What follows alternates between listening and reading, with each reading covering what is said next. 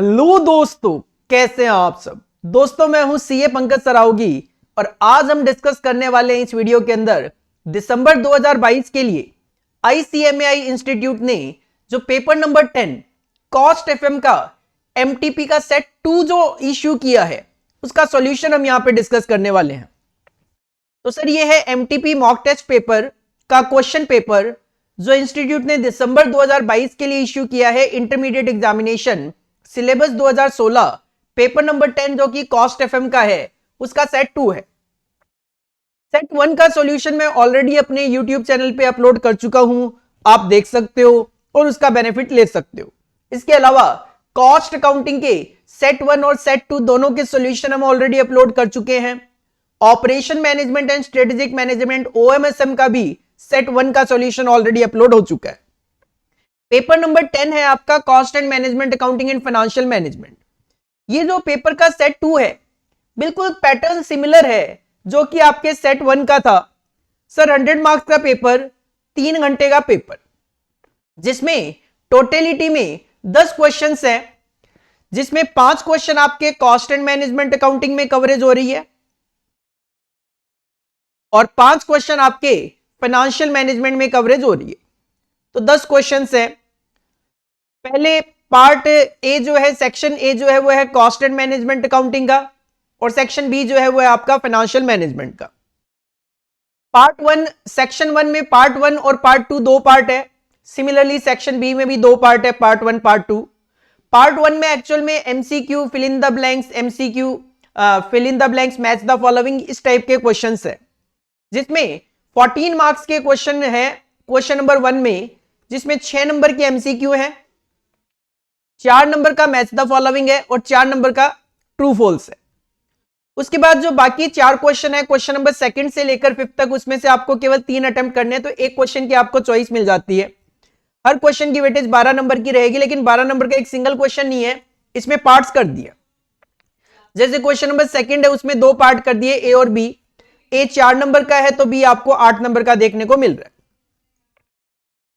Similarly third जो question है question number A और बी दोनों 6-6 नंबर के रखे हैं और क्वेश्चन नंबर 4 जो है वो भी 6-6 नंबर के 2 पार्ट और क्वेश्चन नंबर 5 जो है वो थ्योरी क्वेश्चन है, जिसमें 4 में से आपको 3 शॉर्ट नोट मेंशन करने। सिमिलर पैटर्न रखा गया है फाइनेंशियल मैनेजमेंट का, 6 नंबर का एमसीक्यू, 4 नंबर का मैच द फॉलोइंग, 4 नंबर का ट्रू फॉल्स। इसके बाद बाकी जो 4 क्वेश्चन है क्वेश्चन नंबर 7, 8, 9, 10, जिसमें से आपको 3 अटेम्प्ट करने हैं। हर क्वेश्चन की वेटेज 12 नंबर की रहेगी। 7 ए और बी 6-6 नंबर, 8 ए 4 नंबर का है तो बी 8 नंबर का रख दिया, 9 ए 4 नंबर का है तो बी 8 नंबर का रख दिया और 10th आपका शॉर्ट नोट क्वेश्चन है, 4 में से 3 आपको शॉर्ट नोट लिखने होते हैं। तो अगर आप यहां पे ध्यान से देखो तो जो पार्ट 2 है वो पूरा का पूरा प्रैक्टिकल है, मतलब 36 मार्क्स का कॉस्ट एंड मैनेजमेंट अकाउंटिंग का पार्ट 2, सिमिलरली 36 मार्क्स का फाइनेंशियल मैनेजमेंट का पार्ट 2। उसमें आप क्या कर सकते हो, अगर प्रैक्टिकल के लिए जाते हो तो 36 मार्क्स के प्रैक्टिकल अटेम्प्ट कर सकते हो। तो इसका मतलब मेरा तो हमेशा यही सजेशन है कि आप पार्ट 1 तो करना ही है, कंपलसरी है। पार्ट 2 में जो शॉर्ट नोट वाला क्वेश्चन है, अगर अपना प्रैक्टिकल स्ट्रांग है तो शॉर्ट नोट वाला स्किप कर दो, थ्योरी वाला क्वेश्चन स्किप कर दो। अगर आप ऐसा करते हो तो इस सिचुएशन में आपके 100 आउट ऑफ 100 मार्क्स भी आ सकते हैं, क्योंकि देखो प्रैक्टिकल सही है, पूरे में से पूरे नंबर मिलते हैं और MCQ match the following true false में तो फालतू नंबर कटने का कोई मतलब ही नहीं है। सही है तो पूरा नंबर, नहीं है तो नहीं नंबर। तो मेरा सजेशन तो यही है, आप अपने प्रैक्टिकल पे कॉन्सेंट्रेट करो ज्यादा। जो MCQ match the following true false है, इसके लिए आईसीएमएआई ने बिट क्वेश्चन की बुकलेट अलग से इश्यू करी हुई है, उस पे कॉन्सेंट्रेट करो। जो प्रीवियस ईयर क्वेश्चंस आए हुए हैं उन पे कॉन्सेंट्रेट कर सकते हो, एमटीपीज वगैरह के क्वेश्चंस पे कॉन्सेंट्रेट कर सकते हो। अकॉर्डिंगली काफी स्कोरिंग सब्जेक्ट है, 100 आउट ऑफ 100 आना कोई इम्पॉसिबल वाली बात नहीं है। मतलब ये नहीं कहूंगा बड़ी बात नहीं है, ऑफकोर्स बड़ी बात है 100 में से 100 नंबर लाना, बट इम्पॉसिबल नहीं है, क्योंकि थ्योरी में क्वेश्चन में मार्क्स कटने के चांसेस ज्यादा होते हैं। लेकिन यहां पे अगर MCQ match the following true false practical question करने हो, पूरे में से पूरे नंबर मिलते हैं। तो चलो स्टार्ट करते हैं section A cost and management accounting part 1 answer question number 1 all part of this question are compulsory. 3 part है इसके अंदर, जिसमें पार्ट ए है choose the correct answer from the given 4 alternative. MCQ question है sir, simple सी बात करूं तो। और इसमें पहला जो एमसीक्यू है प्रैक्टिकल है, सेलिंग प्राइस है 20 रुपए पर यूनिट, वेरिएबल कॉस्ट है 16, तो सर कंट्रीब्यूशन आ गया 4 रुपए per unit. Break even point अगर 4000 यूनिट है तो फिक्स कॉस्ट क्या होगी? Sir break even point units का फॉर्मूला होता है fix cost divide by contribution per unit. अगर क्वेश्चन ने ब्रेक इवन पॉइंट 4000 बता दिया, फिक्स कॉस्ट जानना चाहते हैं और कंट्रीब्यूशन पर यूनिट 4 रुपए, तो सर फिक्स कॉस्ट 16000 रुपए, 16000 रुपए। B will be your correct answer. Second, budget period depends upon, आप बजट जो बना रहे हो कितने पीरियड के लिए बना रहे हो वो किस पे डिपेंड करता है?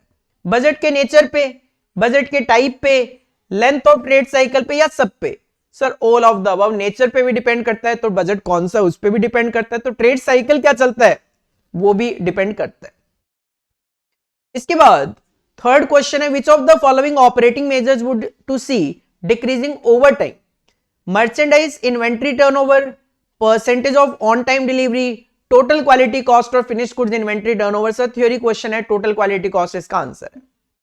Fourth, use of management accounting, none of the above, सबसे पहले ही नन ऑफ द अबव, ये लास्ट में होना चाहिए था, अबव तो कुछ है ही नहीं। ऑप्शनल, बिल्कुल सर, मैंडेटरी तो नहीं है, कंपलसरी नहीं है, बी, क्योंकि मैनेजमेंट अकाउंटिंग जो है वो इंटरनल बेसिस पे होता है, ऑप्शनल होता है, आप मेंटेन करना चाहो करो, कोई लॉ में नहीं लिखा हुआ कि आपको मैनेजमेंट अकाउंटिंग मेंटेन करना ही पड़ेगा। Next, which of the following is incorrect, कौन सा गलत है? Sir learning curve may be apply to direct labour and material, हो जाता है, बिल्कुल अप्लाई हो जाता है। Learning curve is a cost reduction technique, sir होता है। Learning curve is a mathematical technique, बिल्कुल है। Learning curve concept provides a means of evaluating the effectiveness of training programme. Sir नहीं, ऐसा तो कुछ नहीं है, ट्रेनिंग दी है नहीं दी नहीं वो मैटर नहीं करता। हम लर्निंग कर्व में ट्रेनिंग की तो बात ही नहीं करते, हम तो लर्निंग कर्व में ये बोलते हैं कि वर्कर जैसे जैसे काम को सीखता रहता है, करता रहता है, रिपीट करता है काम को, उसकी एक्यूरेसी बढ़ती जाती है, अकॉर्डिंगली जो लेबर मटेरियल वे वेस्टेज जो होता है वो कम होता जाता है, अकॉर्डिंगली ऑर्गेनाइजेशन को बेनिफिट होते हैं। तो डी जो है वो इनकरेक्ट है।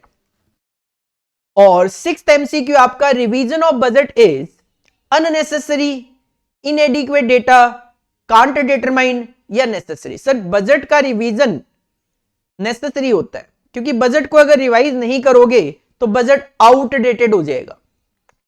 तो ये 6 एमसीक्यू थे, जिसमें एक प्रैक्टिकल और 5 थियोरेटिकल गिवन है। इसके बाद 4 मैच द फॉलोइंग है, कॉलम ए में लिखा हुआ है मार्जिन ऑफ सेफ्टी, सेकंड है budget is prepared for, third है management accounting is a tool to, और फोर्थ है कैलेंडर वेरिएंस। कॉलम बी में सबसे पहले मैनेजमेंट है, तो management accounting is a tool to management, तो थर्ड को आप ए के साथ मैच कर सकते हो। बी में लिखा हुआ डेफिनिट पीरियड, तो budget is prepared for definite period, तो सेकंड को आप बी के साथ मैच कर सकते हो। सी है प्रॉफिट अपॉन में PV ratio, sir this is the formula of margin of safety, तो 1 को आप मैच कर सकते हो सी के साथ। और लास्ट में लिखा हुआ है standard rate per hour into deficit hour work, तो सर कैलेंडर वेरिएंस का फॉर्मूला है, इसको आप मैच कर सकते हो डी के साथ। ये 4 नंबर के मैच द फॉलोइंग है।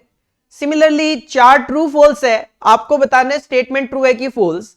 पहला है management accounting report are internal document, sir management accounting पूरा का पूरा ही इंटरनल बेसिस पे होता है, तो this is totally true. Break even means the volume of production और sale where there is super normal profit, sir break even पे तो प्रॉफिट होता ही नहीं है, सुपर नॉर्मल की तो बात दूर की है, सर ये फॉल्स है। Zero base budgeting can not be used for decision making, sir zero base budgeting तो होता ही डिसीजन पैकिंग है, डिसीजन के लिए ही यूज किया जाता है, तो this statement is also false. A fixed budget is prepared for more than 1 level of activity, नहीं सर, फ्लेक्सिबल बजट जो होता है वो more than 1 level of activity होता है, फिक्स्ड बजट तो एक ही एक्टिविटी लेवल पे बनता है, तो ये भी फॉल्स। तो ये 14 मार्क्स जो है, मैं तो यही कहूंगा अगर आपके कॉन्सेप्चुअल क्लैरिटी है तो ये 14 मार्क्स बोनस है, और इन 14 मार्क्स को लेने के लिए आपको 14 मिनट्स भी एग्जाम में नहीं लगते। तो कहीं ना कहीं बिट क्वेश्चंस पे जो है उन पे कॉन्सेंट्रेट करो। इंस्टीट्यूट ने बिट क्वेश्चन की जो बुकलेट इश्यू करी हुई है आईसीएमआई ने कॉस्ट एफएम को लेकर, उसका पूरा का पूरा डिटेल्ड डिस्कशन मैंने अपने यूट्यूब चैनल पे ऑलरेडी अपलोड करा हुआ है, आप उसका बेनिफिट ले सकते हो। इसके बाद सर नेक्स्ट आता है पार्ट 2। पार्ट 2 कहता है answer any 3 questions from question number 2 to 5, मतलब 4 क्वेश्चंस हैं जिसमें से आपको केवल और केवल 3 अटेम्प्ट करने हैं। ईच क्वेश्चन कैरीज 12 मार्क्स, हर क्वेश्चन की वेटेज 12-12 नंबर की है। तो सबसे पहले क्वेश्चन नंबर सेकंड को 2 पार्ट में डिवाइड किया गया, ए और बी। ए की वेटेज 4 नंबर है और बी की वेटेज 8 नंबर की है। सर क्या क्वेश्चन है? पार्ट ए की अगर मैं बात करूं तो मार्जिनल कॉस्टिंग से ही रिलेटेड है almost. A company wants to buy a new machine, but decision making से रिलेटेड है। A company wants to buy a new machine to replace one due to obsolescence. एक मशीन ऑब्सोलिट हो गई है तो दूसरी खरीदना चाह रहे हैं। It received offers to for 2 models A and B. अब जो मशीन खरीदना चाह रहे हैं इनके सामने 2 ऑप्शन है, या तो मॉडल ए परचेज करेंगे या बी परचेज करेंगे। Further details regarding these models are given below. ये तो है इंस्टॉल्ड कैपेसिटी की आप 20-20 हजार यूनिट बना सकते हो, कोई भी मशीन खरीद लो। फिक्स्ड ओवरहेड की कॉस्ट आएगी, अगर आप ए मशीन खरीदोगे तो 2,40,000, बी खरीदोगे तो 1 लाख की कॉस्ट आएगी। Estimated profit eight above capacity, मतलब 20,000 यूनिट बनाते हो तो आपको 1,60,000 का प्रॉफिट होगा, इसमें 1 लाख का प्रॉफिट होगा। The product manufactured using this type of machine, चाहे ए पे बनाओ चाहे बी पे बनाओ, सेलिंग प्राइस 100 रुपए का रहेगा। You are required to determine point number 1, आपको सेल्स बतानी है to recover fixed cost. Sir वो सेल्स जो फिक्स्ड कॉस्ट को कवर करती है उसको ब्रेक इवन पॉइंट बोला जाता है। तो इसका मतलब क्वेश्चन आपसे ब्रेक इवन पॉइंट जानना चाह रहा है। तो सर ठीक है, ब्रेक इवन पॉइंट हम इजीली यहां पे कैलकुलेट करके दे देंगे। क्वेश्चन ने स्पेसिफिकली कुछ बोला नहीं है कि यूनिट्स में बताओ या रुपीज में। अगर मैं आपको ब्रेक इवन पॉइंट यहां पे रुपीज में कैलकुलेट करवा दूं तो सर फॉर्मूला हो जाएगा fixed cost divide bye PV ratio. 2 मशीनें हैं ए और बी। फिक्स्ड कॉस्ट क्वेश्चन में ऑलरेडी मेंशन है 2,40,000 और 1 लाख। प्रॉफिट वॉल्यूम रेशियो की अगर मैं बात करूं तो सर पीवीआर का फॉर्मूला होता है कंट्रीब्यूशन अपॉन में sales multiply by 100। PV ratio का फॉर्मूला होता है कंट्रीब्यूशन अपॉन में सेल्स मल्टीप्लाई बाय 100। अगर मैं कंट्रीब्यूशन की बात करूं तो कंट्रीब्यूशन का एक फॉर्मूला होता है फिक्स्ड कॉस्ट प्लस प्रॉफिट। तो सर फिक्स्ड कॉस्ट भी है प्रॉफिट भी है, जो कि ए के केस में 4 लाख आएगा टोटल, बी के केस में ये 2 लाख आएगा। तो कंट्रीब्यूशन जो है वो 4 लाख रुपए आएगा और 2 लाख रुपए आएगा। अगर सेल की बात करें तो सर 20-20 हजार यूनिट का लेवल है और 100 रुपए पर यूनिट का सेलिंग प्राइस है, तो 20 लाख रुपए की सेल वैल्यू है दोनों ही केसेस में। 20 लाख रुपए की सेल वैल्यू है दोनों ही केसेस में। तो सर इसका मतलब है ए के केस में 20% पीवी रेशियो और बी के केस में ये 10% है। तो यहां पे 20% लिख दो, यहां पे 10% लिख दो, तो सर आंसर आ जाएगा आपका ब्रेक इवन पॉइंट, ये आ गया 12 लाख रुपए और ये आ गया आपका 10 लाख। तो आपको इतनी इतनी सेल करनी पड़ेगी फिक्स्ड कॉस्ट को रिकवर करने के लिए। सेकंड रिक्वायरमेंट है the level of sales at which both model will earn same profit. कहते हैं दोनों में सेम प्रॉफिट हो ऐसा सेल्स लेवल बताओ। सर इसका मतलब प्रॉफिट इन डिफरेंस पॉइंट आपको कैलकुलेट करके देना है। प्रॉफिट इन डिफरेंस पॉइंट वो पॉइंट होता है जो आपको सेल्स बताता है जहां पे 2 ऑप्शन में आपको प्रॉफिट सेम मिलता है। इसके लिए आप क्या कर सकते हो, इसके लिए आप इक्वेशन फॉर्म कर लेते हो। Sir profit in A equal to profit in B करना है। हमें पता है प्रॉफिट होता है sales minus variable cost minus fixed cost is equal to profit. अगर मैं यहां पे कंट्रीब्यूशन की बात करूं तो sir contribution minus fixed cost is equal to profit. Contribution की अगर बात करें तो सर आपने 4 लाख रुपए का कंट्रीब्यूशन निकाला था 20,000 यूनिट के लिए।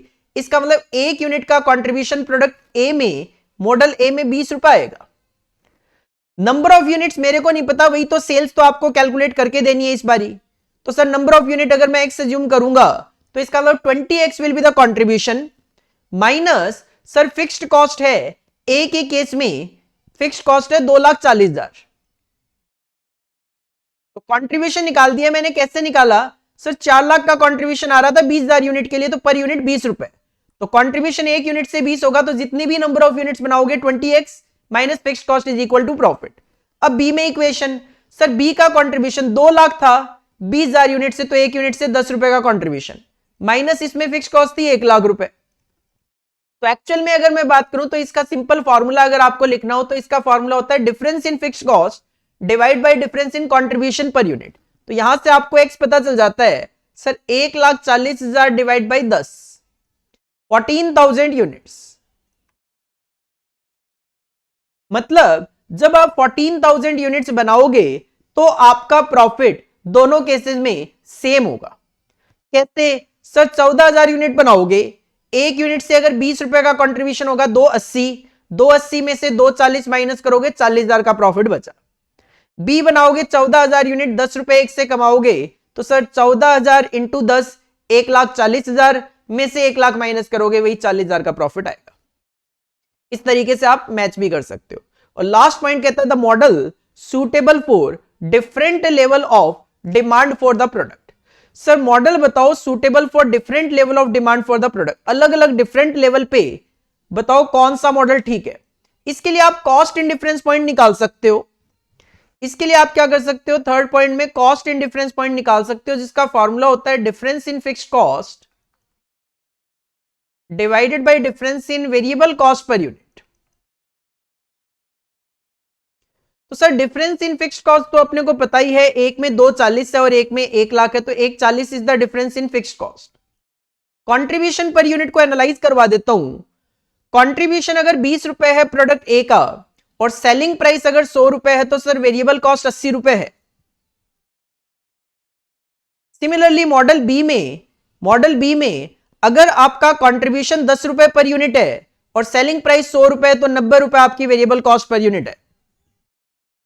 ये 90 माइनस 80 लिखो, 80 माइनस 90 लिखो, इससे कोई फर्क नहीं पड़ेगा, ध्यान देना, क्योंकि अपने को डिफरेंस लिखना होता है। सिंपल सी मैं बात करूं, ये 90 माइनस 80 10 रुपए, तो सर ये 14,000 यूनिट ही आएगा आंसर। तो 14,000 यूनिट का लेवल ऐसा है जहां पे आपकी कॉस्ट इक्वल होती है, जहां पे आपका प्रॉफिट इक्वल हो जाता है। तो सर 14,000 यूनिट का जो लेवल है इस पे तो आप कोई भी एडॉप्शन कर सकते हो, लेकिन अगर लेस देन 14,000 यूनिट्स की डिमांड हो मार्केट में तो वो मॉडल अच्छा रहता है जिसमें फिक्स कॉस्ट कम होती है, जो कि मॉडल बी में कम है। और अगर मोर देन 14,000 यूनिट्स की मार्केट में आपको डिमांड दिखाई दे तो वो ऑप्शन बेटर होता है जिसमें फिक्स कॉस्ट ज्यादा होती है, जो कि आपको यहां पे मॉडल ए में देखने को मिल रहा है। तो ये डिसीजन का तरीका है। तो ये क्वेश्चन है application of marginal costing in decision making का। मार्जिनल कॉस्टिंग का ही है बट डिसीजन मेकिंग का क्वेश्चन है। तो सर ये 4 नंबर की वेटेज थी केवल और केवल इसमें, क्योंकि बात यह है कि आप चाहो तो जो सेकंड प्रॉफिट इन डिफरेंस निकाला था उसके बेसिस पे भी डिसीजन दे सकते हो, क्योंकि एक्चुअल में यहां पे दोनों के केस में क्या है, सेल सेम है। दोनों के केस में 20,000 इंटू 100, 20,000 इंटू 100, दोनों में सेल्स सेम है। तो अगर प्रॉफिट सेम होगा तो वहां पे कॉस्ट भी सेम होगी। जब सेल्स सेम होगी, मैं कहता हूं सेल्स एक लेवल पे सेम है, प्रॉफिट भी सेम है, तो सर कॉस्ट भी तो सेम होगी, तभी तो प्रॉफिट सेम है और सेल्स सेम है। इसके बाद अगर आगे बढ़े तो बी पॉइंट जो है थोड़ा सा लेंदी क्वेश्चन लग रहा है। बिल्कुल सर थोड़ा सा लेंदी लग रहा है। चलो क्वेश्चन नंबर बी देखो। P engineering company has received an once off export order for its sole product that would require the use of half the factories total capacity. Sir total capacity कितनी है, which is estimated at, rupee नहीं है ये, क्योंकि ये 4 lakh units लिखा हुआ है, तो या तो रुपी 4 लाख होगा या फिर 4 लाख यूनिट्स होगी, तो ये 4 लाख यूनिट्स पर एनम ही है। तो टोटल कैपेसिटी 4 लाख यूनिट्स की है, लेकिन कंपनी को एक एक्सपोर्ट ऑर्डर मिला है जिसमें आधी कैपेसिटी की जरूरत है, मतलब 2 लाख यूनिट की डिमांड है उनकी। The condition of the export order is that it has to be accepted in full. Acceptance of part quantity is not allowed. अब जो एक्सपोर्ट ऑर्डर है वो बंदा कहता है या तो मुझे पूरी क्वांटिटी चाहिए 2 लाख या फिर मैं बिल्कुल भी नहीं लेने वाला। तो एक्सपोर्ट देने वाला बंदा ये कह रहे एक्सपोर्ट ऑर्डर देने वाला कि या तो देख पूरी 2 लाख यूनिट लूंगा, अगर आप उसको बोलोगे भाई 1,90,000 ले ले, 1,80,000 ले ले, वो नहीं लेगा। The factory is currently operating eight 60% level.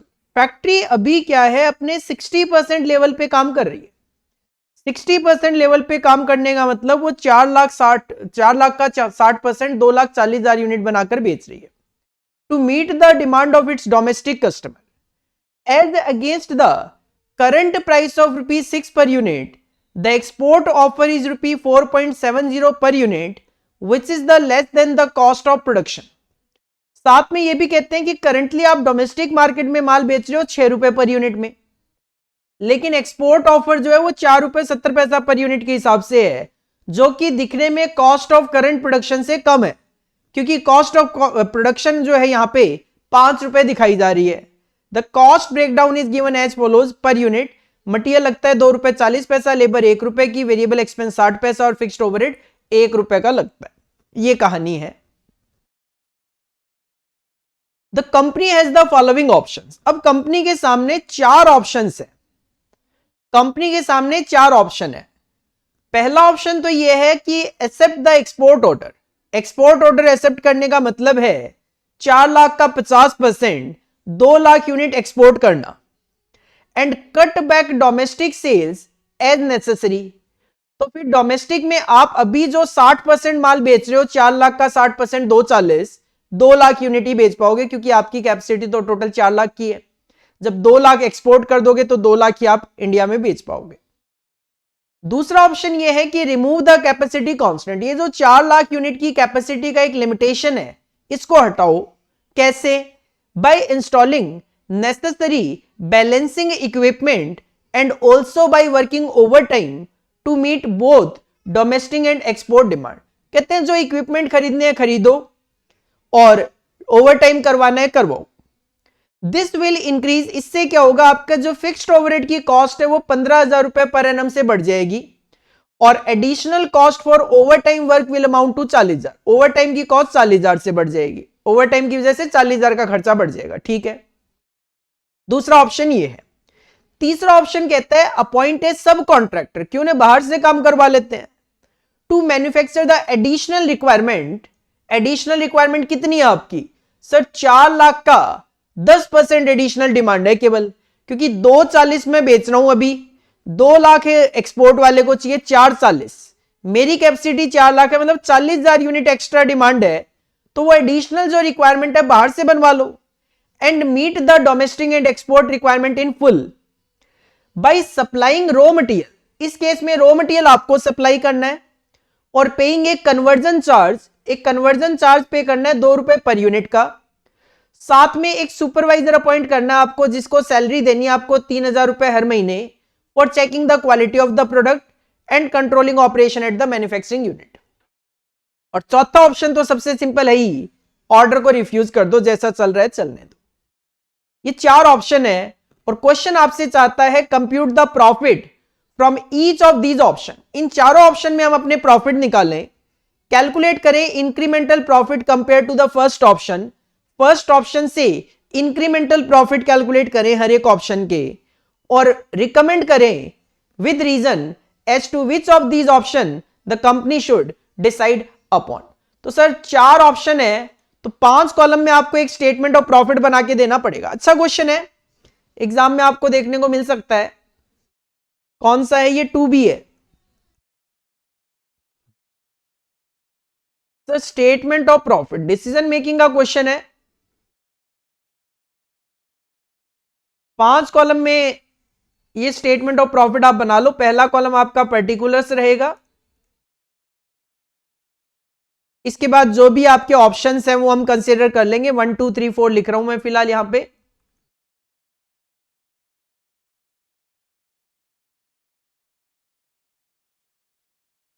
Sir profit निकालने के लिए सबसे पहले सेल्स लिखनी होती है, ध्यान देना। पहला ऑप्शन कहता है एक्सपोर्ट ऑर्डर एक्सेप्ट कर लो, और डोमेस्टिक डिमांड को जितना कट करना है कर दो। सर एक्सपोर्ट की डिमांड है कैपेसिटी का हाफ, मतलब 4 लाख का आधा, 2 लाख यूनिट ₹4.70 के हिसाब से बिकेगी। तो 2 लाख यूनिट आप ₹4.70 के हिसाब से बेच पाओगे यहां पे, प्लस डोमेस्टिक में 2 लाख यूनिट ही बेच पाओगे, फिर बची हुई कैपेसिटी जो कि ₹6 के हिसाब से बिक रही है। सेकंड ऑप्शन अगर मैं देखता हूं सेल को लेकर, तो इन्होंने कैपेसिटी रिमूव कर दी थी। इसका मतलब यह है कि आप एक्सपोर्ट में 2 लाख यूनिट बेच पाओगे 4.70 रुपए के हिसाब से, पर डोमेस्टिक में आप अपना जो करंट रिक्वायरमेंट है 2,40,000 यूनिट की, वो 6 रुपए के हिसाब से बेच पाओगे।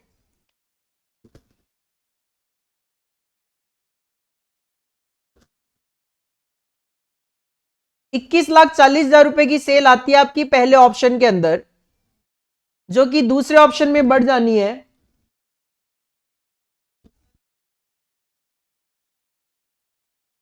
23,80,000 हो जाएगी।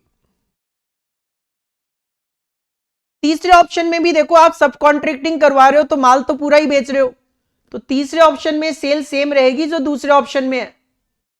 और चौथा ऑप्शन तो सिंपल है, कहते हैं रिफ्यूज द ऑर्डर, और रिफ्यूज कर दोगे तो जो सेल अभी आप कर रहे हो उतनी ही सेल कर पाओगे, 2,40,000 यूनिट 6 रुपए के हिसाब से सेल कर पाओगे।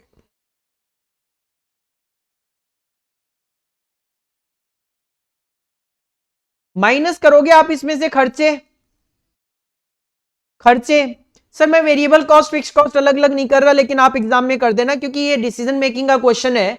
सेल में से पहले वेरिएबल कॉस्ट माइनस करके कंट्रीब्यूशन दिखाना, देन फिक्स कॉस्ट माइनस करके प्रॉफिट दिखाना। मैं डायरेक्टली दिखा रहा हूं टाइम सेविंग के पॉइंट ऑफ व्यू से। सर मटेरियल की कॉस्ट 2,40 है। ध्यान देना, पहले केस में आप 4 लाख यूनिट बनाकर बेचोगे, मटेरियल का रेट क्या है ₹2.40 का। पहले केस में 4 लाख यूनिट बनाओगे आप, तो 4 लाख इंटू 2.4 9,60,000 की आपकी मटेरियल की कॉस्ट आएगी। दूसरे केस में आप 4,40,000 यूनिट बनाओगे तो 2.4 के अकॉर्डिंगली 10,56,000 की कॉस्ट आएगी। तीसरे केस में भी देखो माल आप जरूर बाहर से बनवा रहे हो, लेकिन क्वेश्चन है मटेरियल आपको ही सप्लाई करना है, तो 4,40,000 यूनिट का ही मटेरियल आपको लगेगा, 10,56,000 की मटेरियल की कॉस्ट आएगी। और लास्ट केस में 2,40,000 यूनिट के लिए आपकी 2.4 के अकॉर्डिंगली 5,76,000 मटेरियल की कॉस्ट आएगी। मटेरियल के बाद नेक्स्ट अगर मैं लेबर की बात करता हूं, तो सर लेबर 1 रुपए पर यूनिट है। पहले केस में 4 लाख यूनिट के लिए 4 लाख रुपए की कॉस्ट आएगी, दूसरे केस में 4,40,000 की कॉस्ट आएगी। तीसरे केस में ध्यान देना आपकी लेबर की कॉस्ट नहीं आएगी, क्योंकि आप मटेरियल तो पूरा सप्लाई कर रहे हो, बाकी कन्वर्जन चार्ज पे करोगे जो मैं अलग से कंसीडर करूंगा। एडिशनल रिक्वायरमेंट ही बाहर से बनवाओगे तो यहां पे भी आपकी जो कैपेसिटी है 4 लाख, वही आप बनाओगे तो 4 लाख रुपए की कॉस्ट आएगी। यहां 240 बनाओगे तो 240 की ही कॉस्ट आएगी। लेबर के बाद नेक्स्ट आप खर्चा बुक करोगे वेरिएबल एक्सपेंसेस जो कि 60 पैसा है। सर पहले केस में 4 लाख यूनिट के लिए 2,40,000, दूसरे केस में 4,40,000 यूनिट के लिए 2,64,000, तीसरे केस में भी बनाओगे तो 4 लाख की तो 2,40,000 का ही खर्चा आएगा, और चौथे केस में तो 240 ही बनाओगे तो 0.6 के अकॉर्डिंगली 1,44,000 का एक्सपेंस आएगा। जो भी एडिशनल खर्चे हैं वो लास्ट में लूंगा मैं। फिक्स्ड ओवरहेड की बात करें तो फिलहाल 1 रुपए पर यूनिट है। सर ध्यान देना फिक्स्ड ओवरहेड फिलहाल 1 रुपए पर यूनिट है। फिलहाल कब? जब आप 240 यूनिट बना रहे हो, जो कि लास्ट वाले केस में है। और फिक्स्ड कॉस्ट तो सर सेम ही रहती है, 240 मतलब 240 ही रहेगी, पहले केस में सेम रहनी है। हाँ दूसरे केस में क्वेश्चन ने कहा हमारी फिक्स्ड कॉस्ट 15,000 से बढ़ जाएगी, तो सर 240 को 15,000 से बढ़ा दो, 255 कर दो। तीसरे केस में ये 255 नहीं 240 ही रहनी है। ये तो हो गए जनरल खर्चे। इसके अलावा दूसरे ऑप्शन के अंदर 40,000 रुपए का ओवरटाइम का एक्स्ट्रा खर्चा है, तो सर ओवरटाइम डाल दो केवल और केवल दूसरे ऑप्शन में 40,000 का। इसके अलावा तीसरे ऑप्शन में आपको एक कन्वर्जन चार्ज पे करना है, साथ में सुपरवाइजर की सैलरी पे करनी है। कन्वर्जन चार्ज है 2 रुपए पर यूनिट, और 40,000 यूनिट आप बाहर से बनवाओगे तो 80,000 रुपए आपका कन्वर्जन का खर्चा लग जाएगा। तीसरे ऑप्शन के अंदर 80,000 रुपए का एक कन्वर्जन का खर्चा है, साथ में तीसरे ऑप्शन में ही सुपरवाइजर को 3,000 रुपए पर मंथ पे करना है। ध्यान देना, और ये जो कैलकुलेशन चल रही है ये चल रही है आपकी पर एनम के हिसाब से, तो सर सुपरवाइजर की सैलरी हो जाएगी 3,000 रुपए के हिसाब से पूरे साल की 36,000 रुपए। बस सर इतना ही क्वेश्चन है, ये आपका प्रॉफिट आ गया। पहले आप प्रॉफिट कैलकुलेट कर लो हर एक ऑप्शन के अंदर।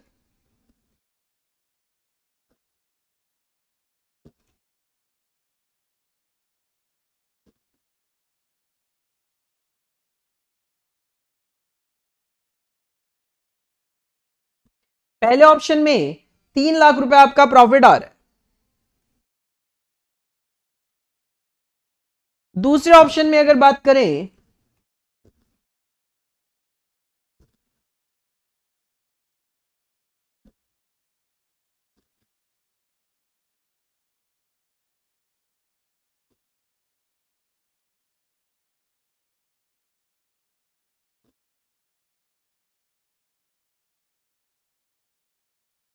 ₹3,25,000 प्रॉफिट आ रहा है।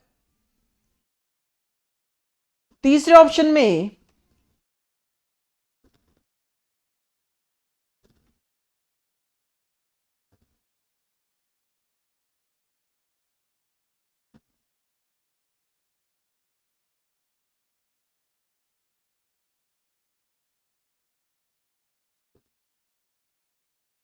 3,28,000 आ रहा है। और लास्ट ऑप्शन में अगर बात करें,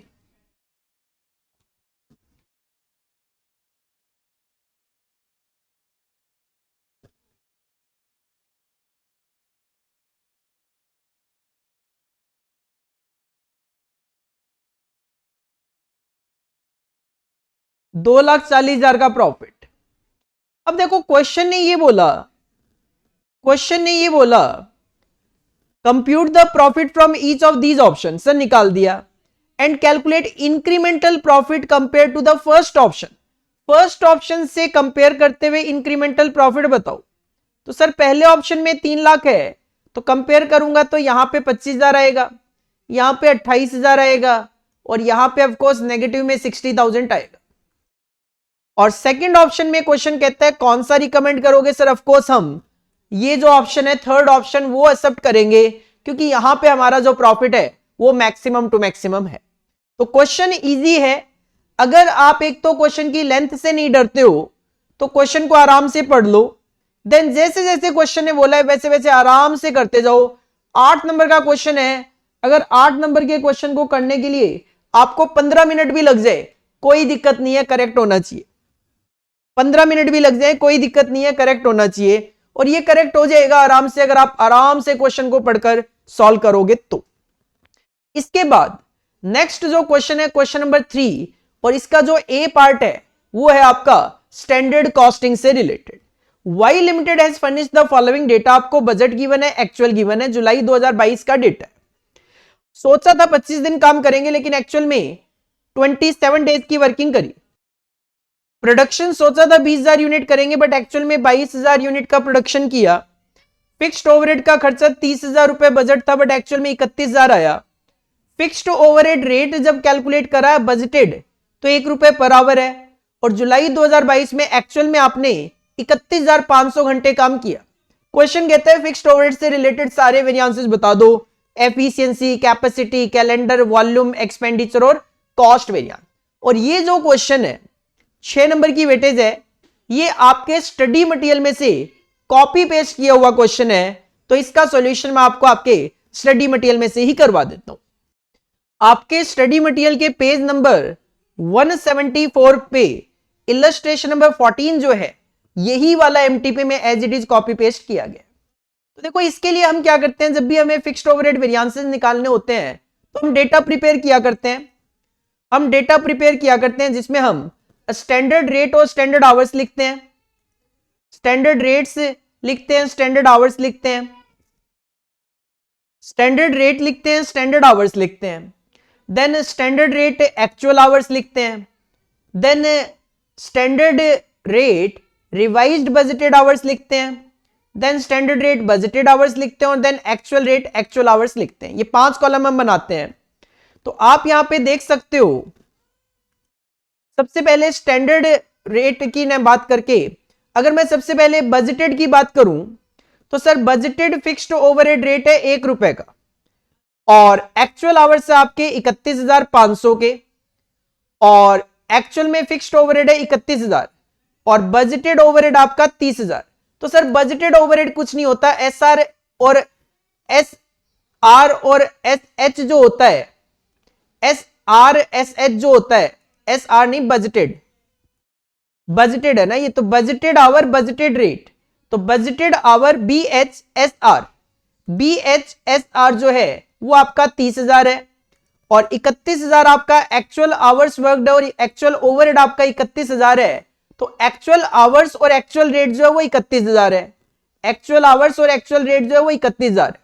बाकी आप कैलकुलेट कर लो कि सर बजट क्या था, बजट था कि 20,000 यूनिट हम बनाएंगे और बजट ओवरहेड अगर 1 रुपए था और खर्चा अगर 30,000 था, तो इसका मतलब बजटेड आवर्स की अगर मैं बात करूं तो बजटेड आवर्स आपके 30,000 थे। अगर बजटेड आवर 30,000 है 20,000 यूनिट के लिए, तो 22,000 के लिए कितना, 33,000 आपका स्टैंडर्ड आवर्स आ जाएगा।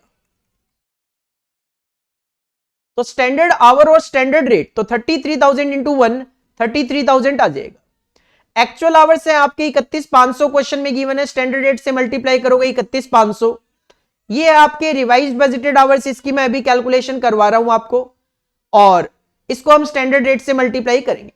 सर रिवाइज्ड बजटेड आवर्स की कैलकुलेशन कुछ ऐसे होती है कि अगर आपके बजटेड आवर्स है 30,000 घंटे 25 दिन के लिए, तो 27 दिन में कितना, तो 30,000 डिवाइड बाई 25 इंटू 27, सर 32,400 घंटे काम होना चाहिए था, तो 32,400 इंटू 1, ये 32,400 आ जाएगा। ये 25 यहां पे प्रिंटिंग मिस्टेक है, ये केवल कैलकुलेशन इतनी है, 30,000 डिवाइड बाई 25 इंटू 27, 32,400। ये सारी फिगर जब हमारे पास आ जाती है, ये सारी फिगर जब हमारे पास आ जाती है, तो हम क्या करते हैं, ये बहुत सारी कैलकुलेशंस इन्होंने करी हुई है, बहुत सारी कैलकुलेशंस इन्होंने यहां पे करी हुई है। चलो देखता हूं मैं, बाद में जरूरत पड़ेगी तो करेंगे। फिलहाल अगर मैं बात करूं तो सबसे पहले हमें क्या कैलकुलेट करके देना है, sir efficiency variance. Efficiency variance का फॉर्मूला होता है आपका स्टैंडर्ड आवर्स माइनस में एक्चुअल आवर्स मल्टीप्लाई होता है स्टैंडर्ड रेट से। तो सर स्टैंडर्ड आवर्स होना चाहिए, स्टैंडर्ड रेट होना चाहिए और स्टैंडर्ड रेट के साथ एक्चुअल आवर्स होना चाहिए। तो ये जो डिफरेंस है 1,500 रुपए, 33,000 minus 31,500, that will be your efficiency variance.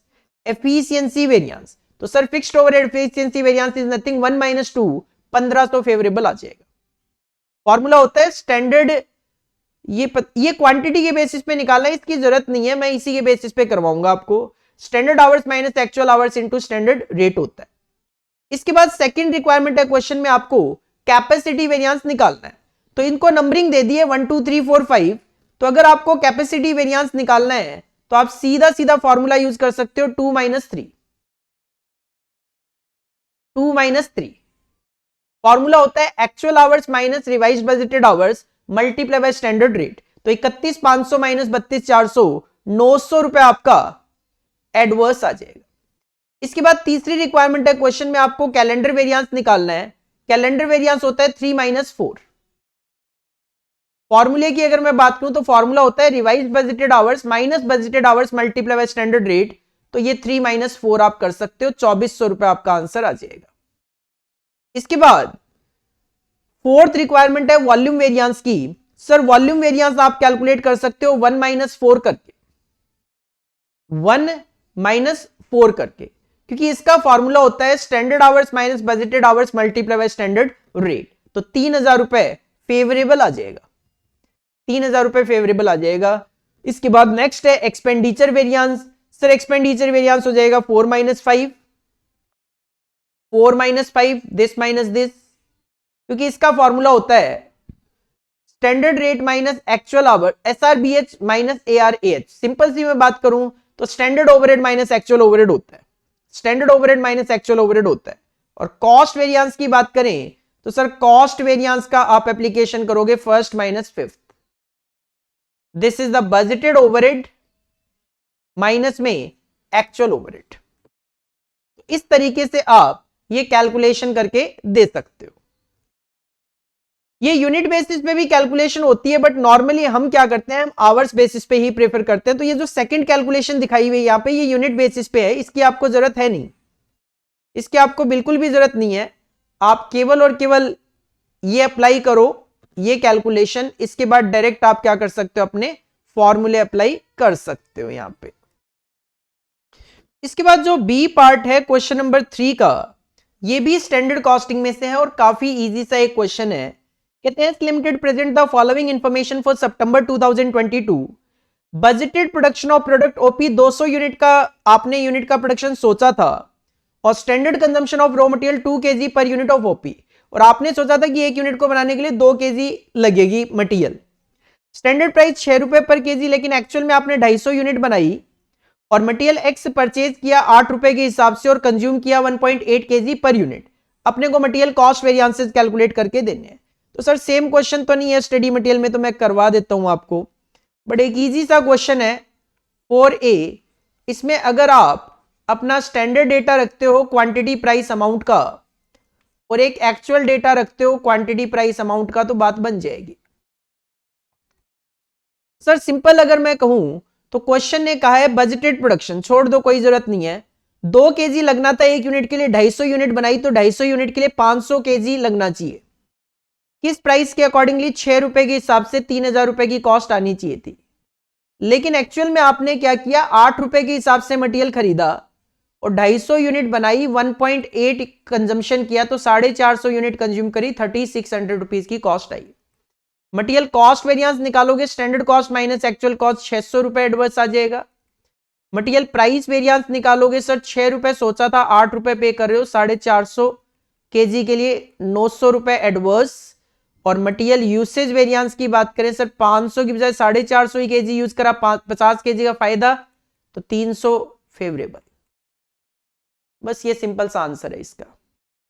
Weightage अच्छी है 6 नंबर में, अगर इस तरीके का क्वेश्चन आ जाए तो और क्या चाहिए। प्रेजेंटेशन थोड़ी बेटर दे देना, क्योंकि मैंने आपके सामने रफली कैलकुलेशन शो करी है। इसके बाद जो नेक्स्ट क्वेश्चन है क्वेश्चन नंबर 4 का ए पार्ट। क्वेश्चन नंबर 4 का ए पार्ट सर ये है बजटरी कंट्रोल में से फ्लेक्सिबल बजट लाइक क्वेश्चन लग रहा है। Production cost of A limited are as follows. आपको 3 लेवल गिवन है, 60%, 70% और 80%। नंबर ऑफ यूनिट दे दी 1200, 1400, 1600। मटेरियल का खर्चा बता दिया, आप देख सकते हो कि मटेरियल अगर 1200 यूनिट पे 24,000 है, तो सर 24,000 डिवाइड बाई 1200 इंटू 1400 करता हूं तो 28,000 आता है, 1600 से करता हूं तो 32,000 आता है, तो ये वेरिएबल कॉस्ट है। डायरेक्ट लेबर 7200 है 1200 यूनिट के लिए, तो सर 1400 के लिए 8400 आ रही है और 1600 के लिए 9600 आ रही है, तो ये वेरिएबल है। Factory overhead 12,800 divided by 1200 into 1400 करके देखा तो सर मेरा तो 4933 आ रहा है, बट यहां पे अलग फिगर है, इसका मतलब ये वेरिएबल नहीं है। फिक्स तो है नहीं, फिक्स होता तो सेम लिखी हुई होती, तो सर ये सेमी वेरिएबल है, तो अपने को इसको अलग अलग करना पड़ेगा। ये टोटल करा हुआ है इसका। A proposal to increase production to 90% level of activity is under consideration of management. Proposal is not expected to involve any increase in fixed cost. Fixed cost में कोई इंक्रीज नहीं होगा। कहते हैं 90% लेवल पे स्टेटमेंट ऑफ कॉस्ट बना दो। Sir बहुत इजी क्वेश्चन है, आपको 90% पे एक स्टेटमेंट ऑफ कॉस्ट बना के देना है। तो आपको सिंपल एक स्टेटमेंट ऑफ कॉस्ट बना के देना है 90% कैपेसिटी पे। सर अगर 1200 यूनिट आप बना रहे हो 60% पे, तो 90% पे कितनी यूनिट हो गई, 1800। सर 1800 यूनिट के लिए कॉस्ट कैलकुलेट करके देनी है। रफली कैलकुलेशन दिखा रहा हूं मैं। मटेरियल, लेबर, फैक्ट्री ओवरहेड, दो पार्ट हो जाएंगे, वेरिएबल और फिक्स्ड। सर मटेरियल की अगर बात करें तो अगर आप कैलकुलेशन करते हो तो material at the rate of ₹20 per unit है, बिल्कुल ठीक है। लेबर जो है वो 6 रुपए पर यूनिट है, तो material at the rate of 20 है, labour at the rate of ₹6 है, तो 1800 इंटू 20, सर 3 लाख नहीं 36,000। 1800 इंटू 20, 36,000 रुपए का एक खर्चा आएगा, 10,800 रुपए का एक आएगा। सेग्रीगेशन करना पड़ेगा आपको फैक्ट्री ओवरहेड का। सेग्रीगेशन का सर फॉर्मूला हुआ करता है, सबसे पहले हम वेरिएबल कॉस्ट पर यूनिट निकालते हैं। फॉर्मूला होता है चेंज इन कॉस्ट। कोई भी 2 लेवल आप ले सकते हो। जब नॉर्मली हम कहते हैं कि जब 3 लेवल होते हैं तो हाईएस्ट और लोएस्ट लिया जाता है। तो सर 1200 और 1600 यूनिट का लेवल ले लो, 12,800 और 14,400, 14,400 माइनस 12,800, सर कॉस्ट का डिफरेंस है 1600 divided by change in number of units. Sir 1200 और 1600 400 यूनिट का डिफरेंस है, तो वेरिएबल जो है वो 4 रुपए पर यूनिट है, वेरिएबल जो है वो 4 रुपए पर यूनिट है, 1800 के लिए 7200 रुपए आ जाएगा। फिक्स्ड की अगर आप बात करोगे तो सर फिक्स्ड है इसके अंदर, इसमें से आप कोई भी लेवल पिक कर लो। अगर मैं 1200 यूनिट का लेवल पिक करता हूं तो सर 12800 कॉस्ट लिखी हुई है, तो अगर 12800 टोटल कॉस्ट है, 4 रुपए पर यूनिट वेरिएबल कॉस्ट है, तो 1200 यूनिट पे ये 4800, तो 8000 रुपए फिक्स कॉस्ट है। क्वेश्चन ने कहा फिक्स कॉस्ट में कोई इंक्रीज डिक्रीज कुछ नहीं होगा, तो ये 8000 ही रहेगा, बस ये आपका छोटा सा आंसर है। आई थिंक वेटेज कितनी है, अगर 4 नंबर ही होनी चाहिए, अगर ज्यादा है तो ज्यादा ही है। 6 नंबर वेटेज है इसकी, तो 6 नंबर तो इसकी वेटेज ज्यादा ही है, क्योंकि कॉन्सेप्चुअल क्वेश्चन है। बस आपको ये पता लग जाए कि सर मुझे सेग्रीगेशन करना है, बाकी प्रेजेंटेशन आप एग्जाम में प्रॉपर देके आना। इसके बाद ये जो क्वेश्चन नंबर 4B है, ये है ट्रांसफर प्राइसिंग का question. ABC Limited, which is a system of assessment of divisional performance on the basis of residual income, has two divisions beta and gamma. एक कंपनी ABC Limited जो division की performance को major करने के लिए, assess करने के लिए रेजिडुअल इनकम कैलकुलेट करती है, और दो डिवीजन है बीटा और gamma. Beta has annual capacity to manufacture 15 lakh numbers of a special component that it sells to outside customers but has idle capacity. जो बीटा डिवीजन है वो 15 लाख यूनिट बना सकती है एक स्पेशल कंपोनेंट की, लेकिन फिलहाल बात करें तो आइडल कैपेसिटी है इनके पास।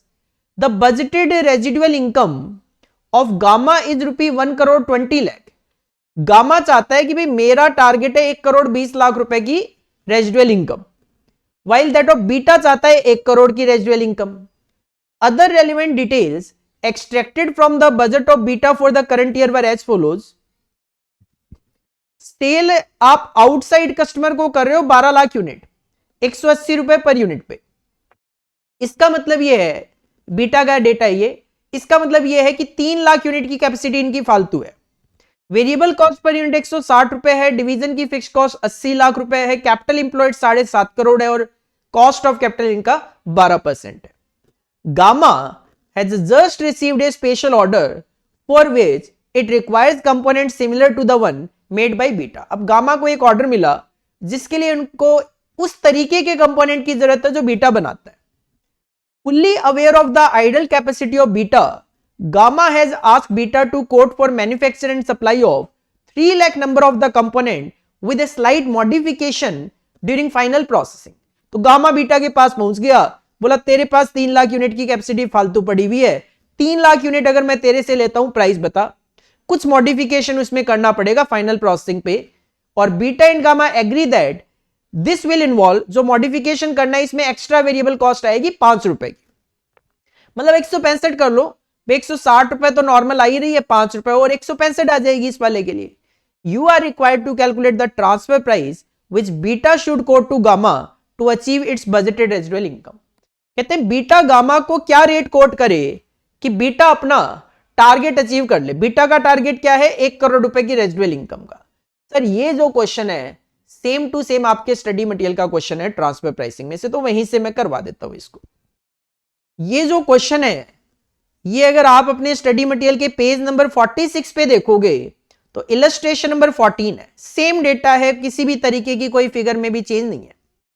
तो सर सिंपल सी बात ये है कि सबसे पहले बजटेड रेजिडुअल इनकम जो कमानी है 1 करोड़ रुपए की, उसके लिए अपना कंट्रीब्यूशन कितना होना चाहिए वो कैलकुलेशन हो रही है।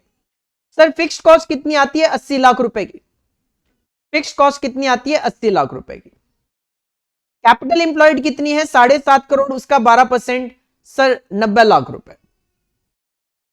और रेजिडुअल इनकम चाहिए आपको 1 करोड़, तो टोटल कंट्रीब्यूशन आपको चाहिए 2 करोड़ 70 लाख।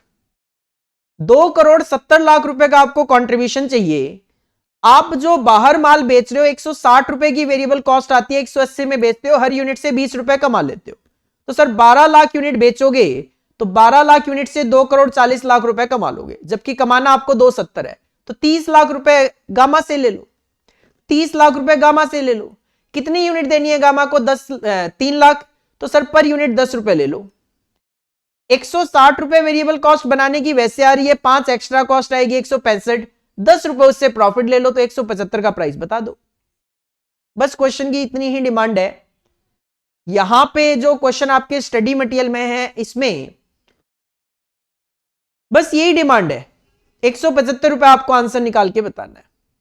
छोटा ही क्वेश्चन है, क्वेश्चन लेंथी है, आंसर छोटा ही है, सिंपल ये कहूंगा। सर इसके बाद 4-4 नंबर के 3 शॉर्ट नोट आपको करने हैं। क्वेश्चन नंबर 5 में 4 शॉर्ट नोट गिवन है, इसमें से 3 आपको करने हैं, जिसमें सबसे पहला शॉर्ट नोट है control as a function of management accounting. जब आप मैनेजमेंट अकाउंटिंग के फंक्शंस देखते हो, तो सर फंक्शंस में एक कंट्रोलिंग फंक्शन भी आता है, तो बस वो कंट्रोल फंक्शन पे आपको यहां पे शॉर्ट नोट मेंशन करना है 4 नंबर के लिए। आपके स्टडी मटेरियल के पेज नंबर 4 पे ही आपको कंट्रोलिंग फंक्शन मिल जाएगा यहां पे।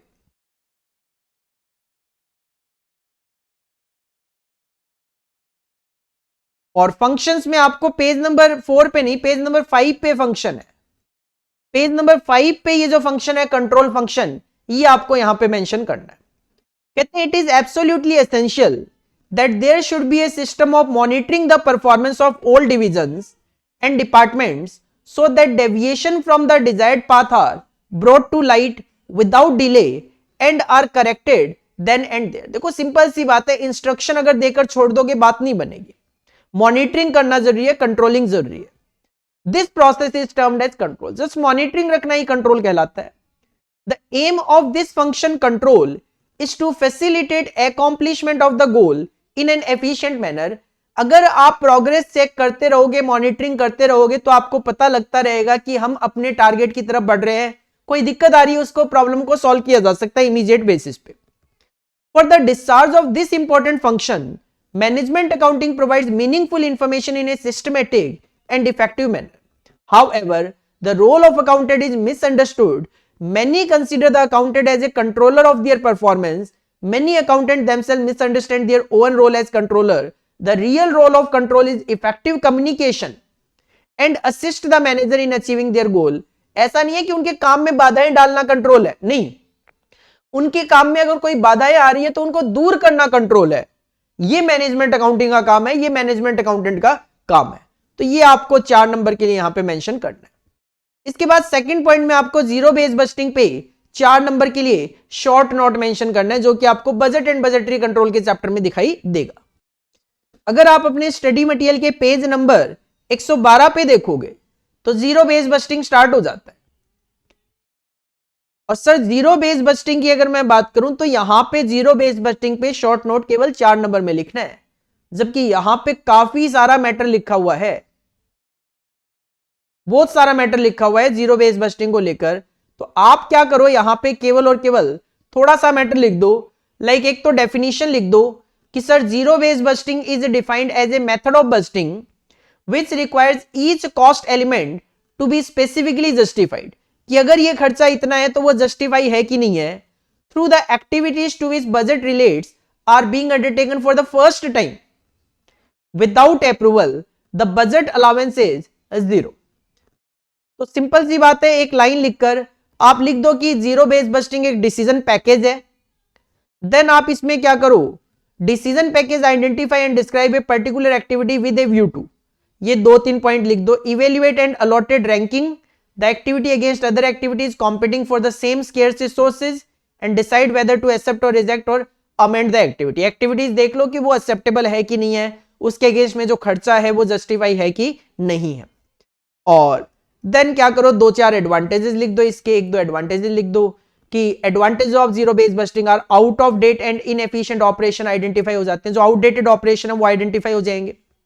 Allow manager to promptly respond to changes in business environment instead of accepting the current practice it creates a challenging and questionnaire attitude, कि ये खर्चा ठीक है अभी तो लग रहा है लेकिन फ्यूचर में इसको कम क्यों नहीं किया जा सकता। एलोकेशन ऑफ रिसोर्सेज और psychological impact on all level of management which makes each manager to pay his way. अगर खर्चों पे कंट्रोल नहीं होगा, इस तरीके से आप एनालिसिस नहीं करोगे तो हर कोई कितना भी खर्चा करता रहेगा।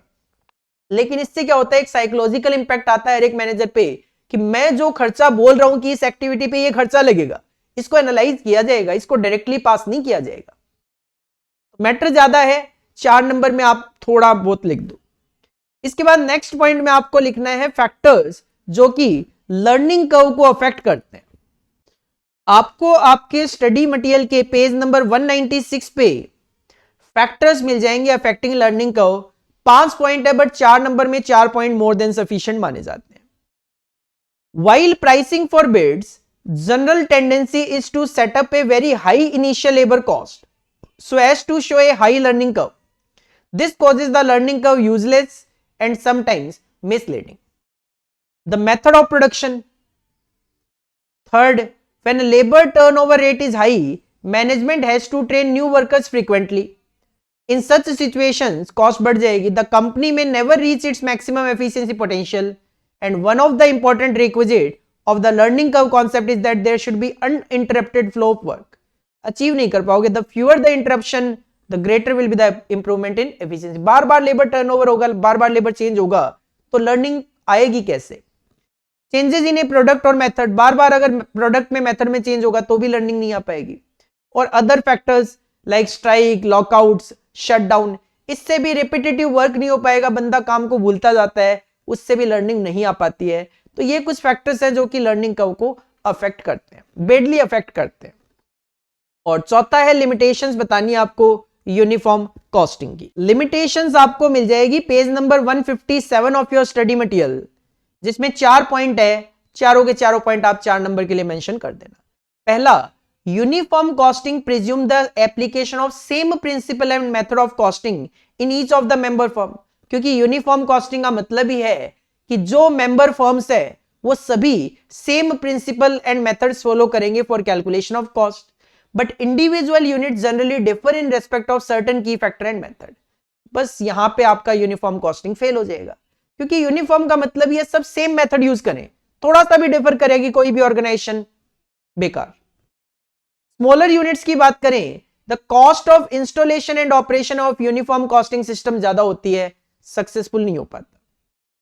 यूनिफॉर्म कॉस्टिंग में create condition that are likely to develop monopolistic tendencies within the industry. क्योंकि जब सबका सेम तरीका होगा तो मे भी उस इंडस्ट्री में एक मोनोपोली लाइक आ जाए, प्राइसेस में be raised artificially and supplies cartel. तो हो सकता है सब मिलकर मैनिपुलेशन ऑफ प्राइसेस करें. और fourth point, if complete agreement between the members is not forthcoming, the statistics presented cannot be relied upon. अगर एक कॉन्ट्रैक्ट नहीं है सबके बीच में तो यूनिफॉर्म कॉस्टिंग सक्सेस होगा ऐसा कोई जरूरी नहीं है. This weakens the uniform costing system and reduces it's usefulness. क्योंकि देखो मैनेजमेंट अकाउंटिंग का पार्ट है यूनिफॉर्म कॉस्टिंग, तो अगर आप एग्रीमेंट नहीं करोगे तो आप मान के चलो उसकी बाई लॉ तो कोई रेलिवेंसी वैसे भी नहीं है, क्योंकि मैनेजमेंट अकाउंटिंग तो वैसे भी इंटरनल होता है, कोई मैंडेटरी नहीं है, नेसेसरी है नहीं. तो यूनिफॉर्म कॉस्टिंग में अगर एग्रीमेंट नहीं है तो फिर कोई फायदा नहीं होगा उस चीज का. तो these are the 4 limitations of uniform costing system जो कि आपको 4 नंबर के लिए यहां पे मेंशन करनी है. तो ये सेक्शन ए था कॉस्ट एंड मैनेजमेंट अकाउंटिंग का 50 मार्क्स के लिए. इसके बाद सेक्शन बी आता है फाइनेंशियल मैनेजमेंट. इसमें भी जैसा कि मैंने कहा पार्ट 1 और पार्ट 2 है. पार्ट 1 में MCQ, match the following true false है 14 मार्क्स के. देन उसके बाद 4 में से आपको 3 क्वेश्चन अटेम्प्ट करने हैं, जिसमें आंसर क्वेश्चन नंबर 6 जो कि कंपलसरी है. All part of this question are compulsory क्योंकि इसमें 3 पार्ट हैं, एक एमसीक्यू है, एक मैच द फॉलोइंग और एक ट्रू फॉल्स है. तो question number 6,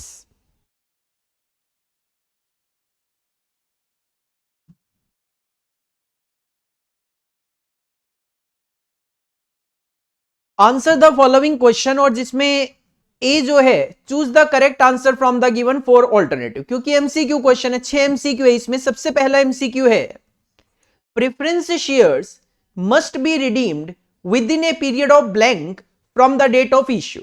20 years, 50 year, 30 year, 10 year. Sir 20 साल के अंदर प्रेफरेंस शेयर को रिडीम करना होता है. A will be your correct answer. Second, which of the following is not a source of short term finance. इनमें से शॉर्ट टर्म फाइनेंस का सोर्स कौन सा नहीं है? Euro debt issue, factoring, certificate of deposit, commercial paper. Sir euro debt issue जो है वो मीडियम सोर्स टर्म फाइनेंस होता है, जिसकी वजह से A is not a source of short term finance. Next point number 3, blank ratio is the indicator of the firm's commitment to meet its short term liability.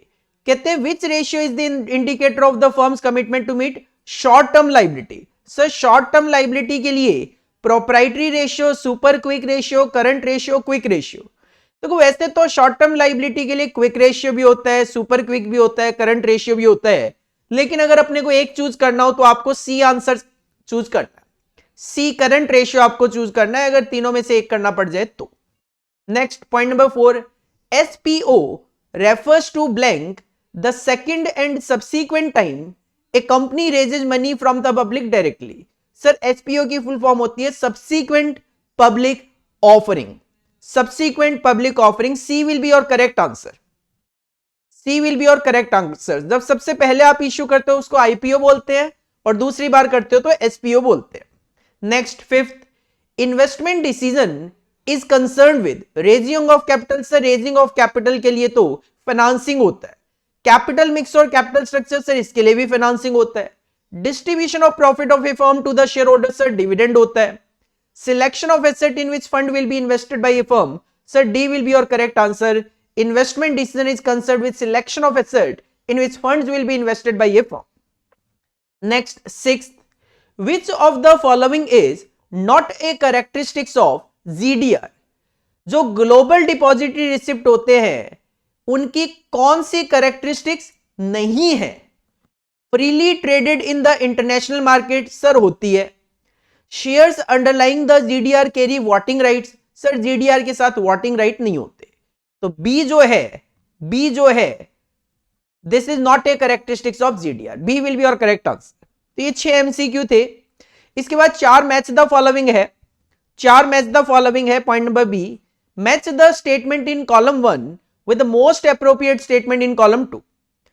Column 1 में लिखा हुआ है stochastic model, pay out ratio, ECB और operating lease. Column 2 में सबसे पहले है upper control limit and lower control limit. Sir stochastic model जो होता है कैश मैनेजमेंट का, उसमें यूसीएल और एलसीएल कैलकुलेट होते हैं, अपर कंट्रोल लिमिट और लोअर कंट्रोल लिमिट। तो 1 स्टोकास्टिक मॉडल को आप ए के साथ मैच कर सकते हो। बी में लिखा हुआ है dividend per equity share divided by earning per equity share. Sir dividend per equity share divided by earning per equity share is the formula of पे आउट रेशियो। तो सेकंड को आप बी के साथ मैच करोगे। इसके बाद है short term lease. Sir operating lease short term lease होती है, तो ऑपरेटिंग लीज को आप सी के साथ मैच कर दोगे। और डी है external commercial borrowing. Sir it is the full form of ECB, external commercial borrowing. तो 3 को आप मैच कर दोगे डी के साथ। तो ये 4 नंबर भी आपके विद इन 4 मिनट्स आ ही जाएंगे। और इसके बाद जो सी पार्ट है, कहते हैं which of the following statement true false आपको बताना है। Point number 1, operating leverage reflect the impact of change in fixed cost on the level of operating profit of a firm. Sir नहीं, ऐसा नहीं होता। ऑपरेटिंग लीवरेज का formula change in sales और change in EBIT को indicate करता है। तो ये चेंज इन फिक्स्ड कॉस्ट गलत लिखा हुआ है, चेंज इन सेल्स होता है यहां पे। तो this is the false statement. Second, ratio analysis help to measure the profitability analysis. Sir बिल्कुल रेशियो एनालिसिस में प्रॉफिटेबिलिटी रेशियोज भी होते हैं जो प्रॉफिटेबिलिटी पोजीशन को मेजर करने में हेल्प करते हैं। तो this is true. Third, the motive behind holding working capital is to meet the business exigencies and to do the regular business transaction. देखो इसमें थोड़ा सा डाउट लगता है, क्यों लगता है बता देता हूं। The motive behind holding working capital is to meet the business exigencies and to do the regular business transaction. Sir motive behind holding cash, the motive holding behind cash is to meet the business exigencies and to do the regular business transaction होता है। मतलब cash हम इस point of view से रखते हैं कि business की एक्सीजेंसीज और रेगुलर बिजनेस ट्रांजेक्शन को मीट कर सके। अब कैश भी होता वर्किंग कैपिटल का ही पार्ट है, तो वैसे देखो डीपली सोचो तो सर ये वर्किंग कैपिटल अगर लिखा हो तो भी ठीक है, लेकिन अगर आप अपने स्टडी मटेरियल के हिसाब से केवल और केवल वर्डिंग पे जाओगे तो यहां पे कैश होना चाहिए। तो मेरे हिसाब से ये स्टेटमेंट ट्रू होना चाहिए, क्योंकि cash is also the part of working capital. But इस थर्ड पॉइंट के लिए मैं आपको ये सजेस्ट करूंगा, इंस्टीट्यूट जब एक बार अपने सजेस्टेड आंसर लिख दे, डाल दे वेबसाइट पे, ये तीसरा पॉइंट एक बार चेक कर लेना। मैंने अपने अकॉर्डिंगली रीजनेबल लॉजिक आपको बता दिया है ट्रू का। सर वर्किंग कैपिटल में कैश भी तो कवर होता है एंड कैश का मोटिव ये होता है, तो होना तो ट्रू ही चाहिए। बाकी एक बार चेक कर लेना इंस्टीट्यूट, क्योंकि कई बार क्या होता है इंस्टीट्यूट वर्ड टू वर्ड अपनी स्टेटमेंट चाहता है, तो उसके अकॉर्डिंगली फिर वो फॉल्स कर दे तो बात अलग है, बाकी ट्रू होना चाहिए। और फोर्थ पॉइंट है, a deposit made by one bank to another company normally for a period up to 4 month is referred to as inter corporate deposit. Sir ये 4 मंथ जो लिखा हुआ है एज सच ऐसा तो कहीं पे भी नहीं लिखा हुआ, तो दिस स्टेटमेंट इज फॉल्स। तो ये 4 आपके ट्रू फॉल्स स्टेटमेंट थे। 14 मार्क्स के 6 एमसीक्यू, 4 मैच द फॉलोइंग और 4 ट्रू फॉल्स। अच्छे क्वेश्चंस होते हैं, थ्योरी होते हैं, बट थ्योरेटिकल कॉन्सेप्ट अपना क्लियर हो तो ये 14 में से 14 नंबर हम बहुत इजीली लेकर आ सकते हैं। और जैसा कि मैं बार बार बोलता हूं, बिट क्वेश्चन की जो ICMAI ने बुकलेट इश्यू करी हुई है उसका सॉल्यूशन हमने ऑलरेडी यूट्यूब पे अपलोड करा हुआ है, आप जाके यूट्यूब चैनल पे सर्च कर सकते हो। इसके बाद सर पार्ट 2 जो है, answer any 3 question from question number 7, 8, 9, 10। 4 question given है, आपको उसमें से चारों नहीं 3 ही अटेम्प्ट करने, एक क्वेश्चन की चॉइस है। हर क्वेश्चन की वेटेज 12 नंबर की है, तो 14 मार्क्स का आपका क्वेश्चन नंबर 6 हो गया। तो अब अपने को 36 मार्क्स के क्वेश्चन अटेम्प्ट करने हैं, तो 3 क्वेश्चन अटेम्प्ट कर, 4 में से 3 पूरे प्रैक्टिकल है और एक पूरा थ्योरी है। तो मैं तो हमेशा यही सजेस्ट करता हूं सर थ्योरी को स्किप करो, प्रैक्टिकल पे कॉन्सेंट्रेट करो अगर आपको अच्छे मार्क्स लेकर आने हैं तो। और वैसे भी प्रैक्टिकल आप छोड़कर नहीं जा सकते, क्योंकि प्रैक्टिकल तो करके ही जाना पड़ेगा आपको। थ्योरी थोड़ा बहुत फिर भी छोड़ के चले जाओगे, शॉर्ट नोट लाइक चल जाता है। Bit questions, sir bit question की बुकलेट में से कर लो, प्रीवियस ईयर एग्जाम के क्वेश्चंस कर लो, जो कि हम तो अपनी क्लासेस में सब कुछ करवा के चलते हैं, लेकिन आप अगर हमारी क्लासेस नहीं कर रहे हो, कहीं से भी क्लासेस लियो, अगर वहां पे एमसीक्यूज वगैरह ये सब कवर नहीं हुआ है, तो बिट क्वेश्चन की बुकलेट हमने ऑलरेडी यूट्यूब पे अपलोड करी हुई है, आप देख सकते हो। नेक्स्ट जो क्वेश्चन है क्वेश्चन नंबर 7, इसका जो ए पार्ट है काफी सिंपल सा क्वेश्चन है, रेशियो एनालिसिस टॉपिक में से ही कवरेज हो जाती है ये। कहते हैं company has a profit margin of 25% and asset turnover है 3 times, what is the companies written on investment. तो यहीं पे करवा देता हूं, देखो चलो अलग से स्लाइड ले लेता हूं। 7A है, देखो रिटर्न ऑन इन्वेस्टमेंट का फॉर्मूला होता है profit margin into asset turnover. Profit margin multiply by asset turnover, ये भी एक रिटर्न ऑन इन्वेस्टमेंट का फॉर्मूला होता है। डीपली अगर मैं बात करूं डू पॉइंट एनालिसिस के अकॉर्डिंगली ये फॉर्मूला होता है। तो क्वेश्चन जानना चाहता है आरओआई कितना होगा सर, 25 इंटू 3, 25% इंटू 3, तो 75% हो जाता है सर, क्योंकि ये 25% है, ये 3 टाइम्स से होता है, तो 75% हो जाता है। फिर क्वेश्चन क्या कहता है, क्वेश्चन कहता है how will this return on investment very, ये आरओआई कैसे चेंज होगा। पॉइंट नंबर 1 कहता है अगर प्रॉफिट मार्जिन डिक्रीज हो जाए 5% से, तो सर 25 जो है वो 20 हो जाएगा, 25 जो है वो 20 हो जाएगा, और अगर 25 जो है वो 20 हो जाएगा तो 20 इंटू 3 हो जाएगा, 60 हो जाएगा सर। बी पॉइंट जो है वो कहता है अगर एसेट टर्नओवर 2 रह जाए तो सर 25 इंटू 2 हो जाएगा, 50 हो जाएगा। बहुत इजी सा क्वेश्चन है, बस आपको पता होना चाहिए कि आरओआई का फॉर्मूला ये भी होता है एज पर डू पॉइंट। और प्रॉफिट मार्जिन 5% से इंक्रीज हो जाए, मतलब 25 हो जाए 30, और एसेट टर्नओवर हो जाए 4, तो सर 25 अगर 30 हो जाए और एसेट टर्नओवर अगर 4 हो जाए तो ये 120% हो जाएगा बस। और इसकी वेटेज अच्छी खासी दी है इन्होंने, 6 नंबर की वेटेज दी, आपको 6 मिनट भी नहीं लगने इस क्वेश्चन को करने में एग्जाम में। इसके बाद जो नेक्स्ट क्वेश्चन है ये भी काफी ज्यादा इजी सा क्वेश्चन है, यहीं पे करवा दूंगा मैं आपको। The following are the summary of cash transaction extracted from the books of AB limited. सारी की सारी फिगर 000 में गिवन है। बैलेंस एज ऑन 1 जुलाई 2021 आपके पास 70 गिवन है। Cash received from sales, issue of shares, sale of fixed asset, payment to supplier, payment for fixed asset, payment for overhead, wages and salary, taxation, dividend, repayment of bank loan, और balance as on 30 June 2022। You are required to prepare a cash flow statement of the company for the period ending 30 June 2022 in accordance with accounting standard 3। Sir जो direct method होता है cash flow statement का वो यहां पे apply होगा। Operating activities, investing activities, financing activities.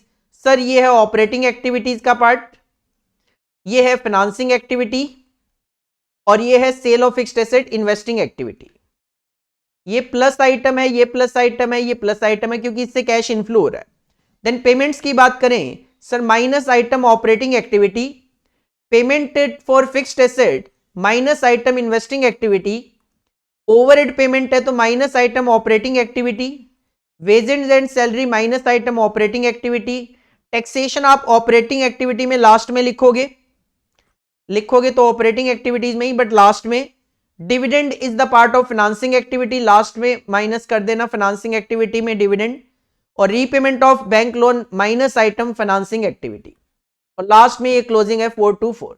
Simple कहूं तो ऑपरेटिंग एक्टिविटी में आप 5566 लोगे, देन माइनस कर दोगे ऑपरेटिंग एक्टिविटी में 4094, माइनस कर दोगे 230, माइनस कर दोगे 138 और माइनस हो जाएगा टैक्स 486। देन इन्वेस्टिंग एक्टिविटी की बात आएगी, ऑपरेटिंग एक्टिविटी आ रहा है आपका 618।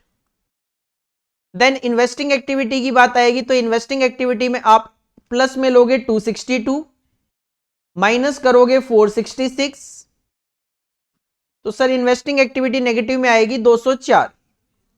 फिर आप फाइनेंसिंग एक्टिविटी कंसीडर करोगे, 610 पॉजिटिव है दिस वन, इसमें से माइनस करोगे आप फाइनेंसिंग एक्टिविटी में 170 और 500, तो सर माइनस का आएगा 60। इन तीनों को ऐड करोगे तो 618 माइनस 204 माइनस में 60, सर ये आएगा 354। इसमें ऐड करोगे ओपनिंग कैश जो कि 70 गिवन है, तो आपका ये आ जाएगा 424 जो कि मैच हो जाएगा। बस सिंपल इस तरीके से आपको कैश फ्लो स्टेटमेंट की प्रेजेंटेशन देनी है। प्रेजेंटेशन आपको आती है, कर लोगे आप। इसके बाद सर नेक्स्ट क्वेश्चन है क्वेश्चन नंबर 8A। ये भी काफी सिंपल सा क्वेश्चन है, ये भी काफी सिंपल सा क्वेश्चन है, रिसीवेबल मैनेजमेंट से ये क्वेश्चन रिलेट करता है। कहते हैं सी लिमिटेड की करंटली सेल है 33 लाख रुपए with an average credit period of 2 month. अभी सी लिमिटेड 33 लाख की सेल करते हैं, 2 महीने का अपने कस्टमर को क्रेडिट पीरियड दे रहे हैं। At present no discount are offer to the customer. अभी आप डिस्काउंट नहीं दे रहे कस्टमर को, लेकिन the management of the company is thinking of offering a discount of 2% on cash sales which में रिजल्ट इन, आप कहते हो 2% का डिस्काउंट दे दूंगा, तो इससे क्या होगा, the average collection period would reduce to 1 month. जो पहले 2 महीने का क्रेडिट पीरियड था वो 1 मंथ हो जाएगा।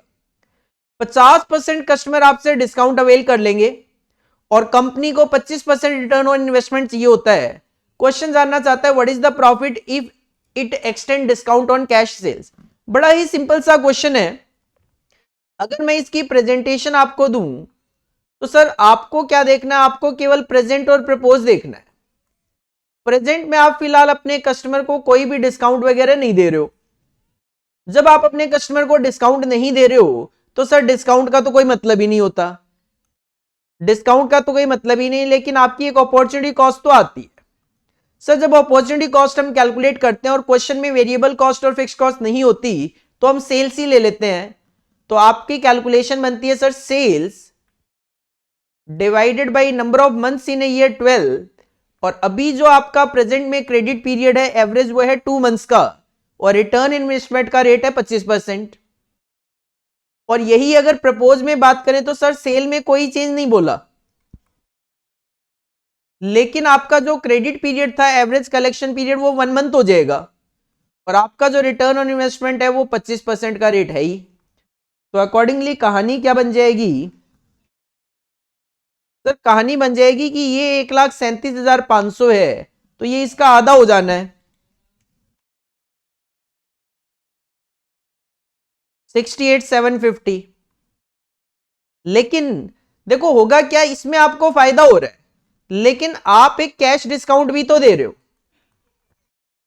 सर यहां पे तो कोई कैश डिस्काउंट नहीं दे रहे थे, लेकिन प्रपोजल में क्वेश्चन ने कहा 50% of the customer would take advantage of the 2% discount. इसका मतलब अगर आप 33 लाख रुपए की सेल कर रहे हो तो इसका आधा मतलब 50%, 16,50,000 की जो सेल है उस पे कस्टमर 2% डिस्काउंट ले लेता है। तो 16,50,000 पे आप 2% का डिस्काउंट दोगे तो 33,000 का आपका डिस्काउंट चला जाएगा। तो सर फायदा क्या है, बेनिफिट देख लो सर, 137,500 माइनस 68,750, फायदा है 68,750 का और नुकसान है 33,000 का। फिर भी आपको नेट बेनिफिट तो 35,750 का हो ही रहा है, तो आपको डिस्काउंट पॉलिसी के लिए जाना चाहिए। बड़ा सिंपल सा आंसर है, क्योंकि इसमें बाकी तो कोई खर्चे वगैरह कुछ गिवन है ही नहीं। तो जस्ट आपको बेनिफिट और कैश डिस्काउंट को कंपेयर करके ये डिसाइड करना है कि आपको ये ऑफर एक्सेप्ट करना चाहिए या नहीं करना चाहिए। तो क्वेश्चन है what is the profit if it extend discount on cash sales. तो सर प्रॉफिट होगा 35,750 रुपए का अगर डिस्काउंट हम देते हैं तो। 4 नंबर इसकी वेटेज है, बहुत ज्यादा वेटेज भी नहीं है। नेक्स्ट जो क्वेश्चन नंबर 8B है, that is the question from leverage chapter. The following financial data have been furnished by A limited and B limited for the year ended 31 March 2022। इस तरीके के काफी सारे क्वेश्चन हम अपनी क्लासेस में करते भी हैं। सर ऑपरेटिंग लीवरेज गिवन है, फाइनेंशियल लीवरेज गिवन है, इंटरेस्ट गिवन है, कॉर्पोरेट टैक्स रेट गिवन है, variable cost as a percentage of sales है। क्वेश्चन चाहता है इनकम स्टेटमेंट बना के दे दो। तो जब क्वेश्चन इनकम स्टेटमेंट की बात कर रहा है तो सर इनकम स्टेटमेंट के अगर मैं फॉर्मेट रख दूं यहां पे, तो ये ए लिमिटेड हो गया, ये बी लिमिटेड हो गया, ऐसा ही कुछ नाम है इनका, बिल्कुल ठीक बात है। तो जो स्टेटमेंट ऑफ इनकम होता है उसमें क्या होता है, सेल में से वेरिएबल कॉस्ट माइनस करके कंट्रीब्यूशन आ जाता है, फिक्स कॉस्ट माइनस करके ईबीआईटी आ जाता है, उसमें से इंटरेस्ट माइनस करके ईबीटी आ जाता है, और उसमें से टैक्स माइनस करके हम ईएटी निकाल देते हैं। ऐसा ही कुछ होता है। सर इस तरीके के जो क्वेश्चन होते हैं जिसमें इंटरेस्ट गिवन होता है, ऑपरेटिंग फाइनेंशियल लीवरेज गिवन होता है, तो हमें क्या करना होता है, हमें फाइनेंशियल लीवरेज का फॉर्मूला सबसे पहले यूज करना होता है। वर्किंग नोट में फाइनेंशियल लीवरेज का फॉर्मूला नॉर्मली होता है ईबीआईटी अपॉन में ईबीटी, जिसको हम क्या करते हैं, इस तरीके के क्वेश्चन में ओपन करके लिख देते हैं ईबीआईटी अपॉन में ईबीआईटी माइनस इंटरेस्ट। तो बस अकॉर्डिंगली हमें क्या है, यहां से ईबीआईटी मिल जाया करता है। जैसे ए लिमिटेड में आप देखोगे सर फाइनेंशियल लीवरेज 3:1 है, मतलब फाइनेंशियल लीवरेज 3 है। अगर आप यहां से ईबीआईटी निकालना चाहते हो तो sir EBIT divide by EBIT minus interest, जो कि 12 लाख रुपए क्वेश्चन के अंदर गिवन है, तो होगा क्या, यहां से आप जब सॉल्व करोगे तो ये आ जाएगा 3 EBIT minus 36 is equal to EBIT. तो सर ये हो गया ईबीआईटी इज इक्वल टू 36 से डिवाइड बाई 2, 18 आपका ईबीआईटी आ जाता है। सिमिलरली जब आप बी की कैलकुलेशन के लिए जाते हो तो बी का फाइनेंशियल लीवरेज भी 3 है, लेकिन इसका जो इंटरेस्ट है वो 10 लाख है। तो sir 3 is equal to EBIT divided by EBIT minus 10, तो ये हो जाता है 3 EBIT minus 30 is equal to EBIT. तो ईबीआईटी इस सिचुएशन में आपका आ जाता है 30 डिवाइडेड बाई 2, 15 आ जाएगा, 15 आ जाएगा। तो 18 और 15 लाख आपका ईबीआईटी आ जाता है, 18 लाख और 15 लाख आपका ईबीआईटी आ जाता है। और सर इंटरेस्ट हमारे पास गिवन ही है 12 और 10, तो इससे क्या हम इजीली ईबीटी निकाल लेते हैं, 6 लाख 5 लाख। और टैक्स का रेट क्वेश्चन में गिवन होता है हमारे पास 40% का, अगर गिवन है तो सर 6 लाख का 40% 2.4 और 5 लाख का 40% 2। अकॉर्डिंगली हम अपना ईएटी तो इजीली निकाल लेते हैं, ये हो गया 3 और ये हो गया आपका 3.6। जब आपके पास ईबीआईटी आ जाता है तो हमारे पास ऑपरेटिंग लेवरेज गिवन होता है। ऑपरेटिंग लेवरेज का फॉर्मूला होता है कंट्रीब्यूशन अपॉन में ईबीआईटी। तो अगर ऑपरेटिंग लेवरेज 2 है तो इसका मतलब ईबीआईटी का डबल आपका कंट्रीब्यूशन होगा, तो 18 है तो 36 होगा। और बी के केस में अगर ये 4 है तो ईबीआईटी का 4 गुना आपका कंट्रीब्यूशन होगा, दैट इज 60 होगा। आप फॉर्मूला अप्लाई करके भी देख सकते हो। तो फिक्स्ड कॉस्ट जो है वो बैलेंसिंग फिगर में आ जाया करती है 18 और 45।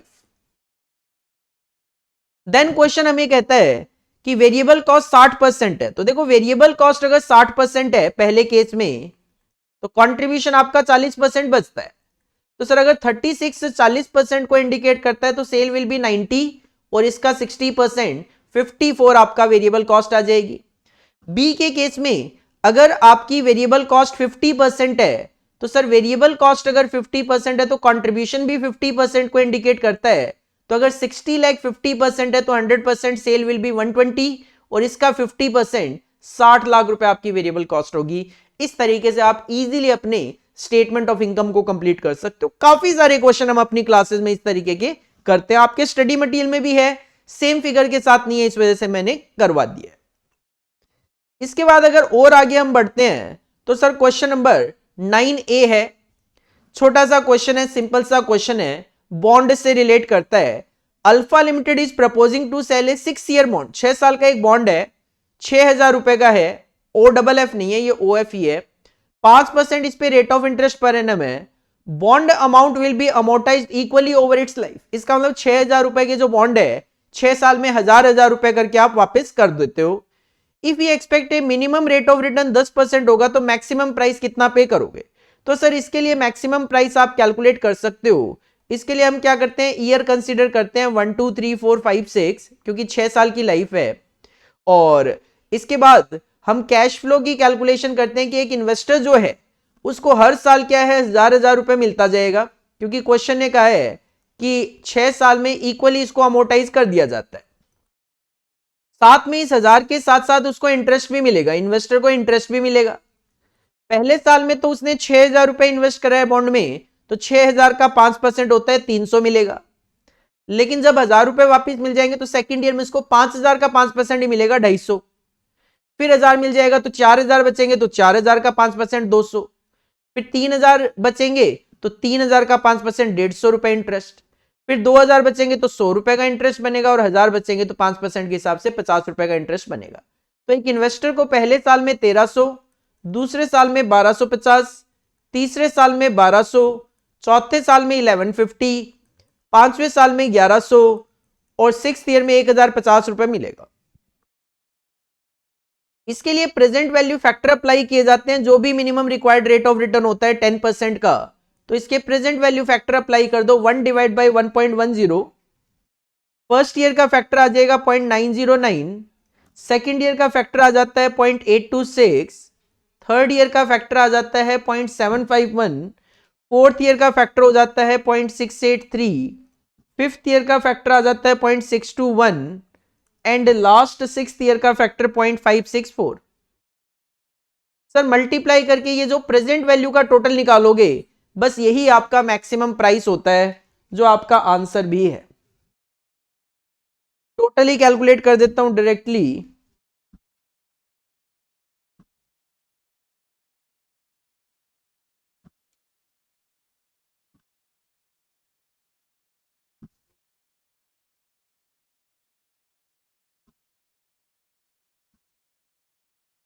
तो सर ये टोटल आता है 5176.15। राउंड ऑफ में आप 5176 लिख सकते हो।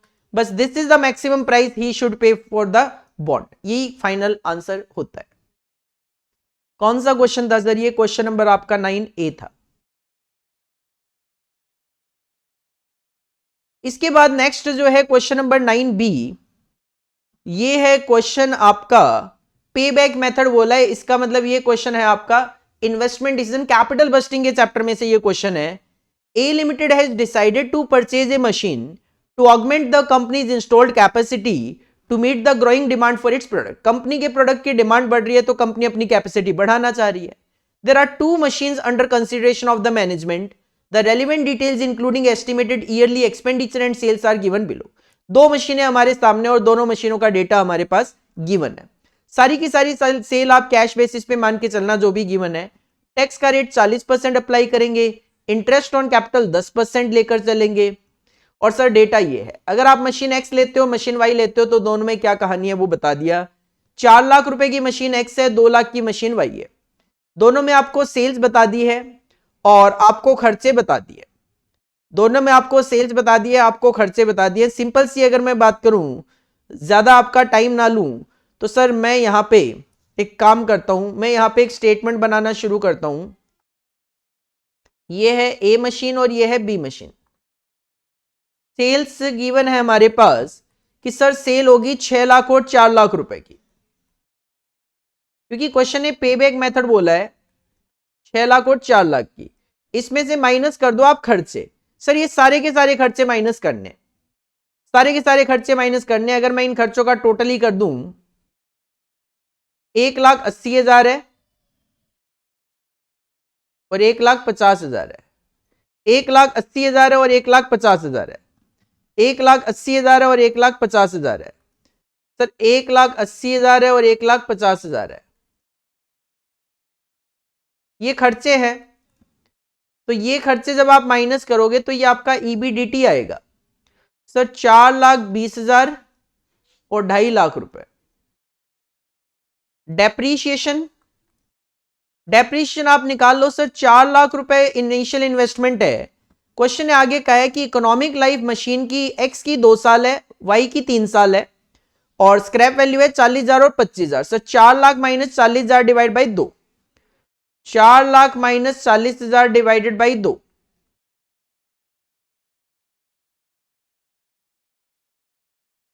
एक 1,90,000। और यहां पे अगर मैं बात करूं 2 lakh minus 25,000 divide by 3, 2 lakh minus 25,000 divided by 3,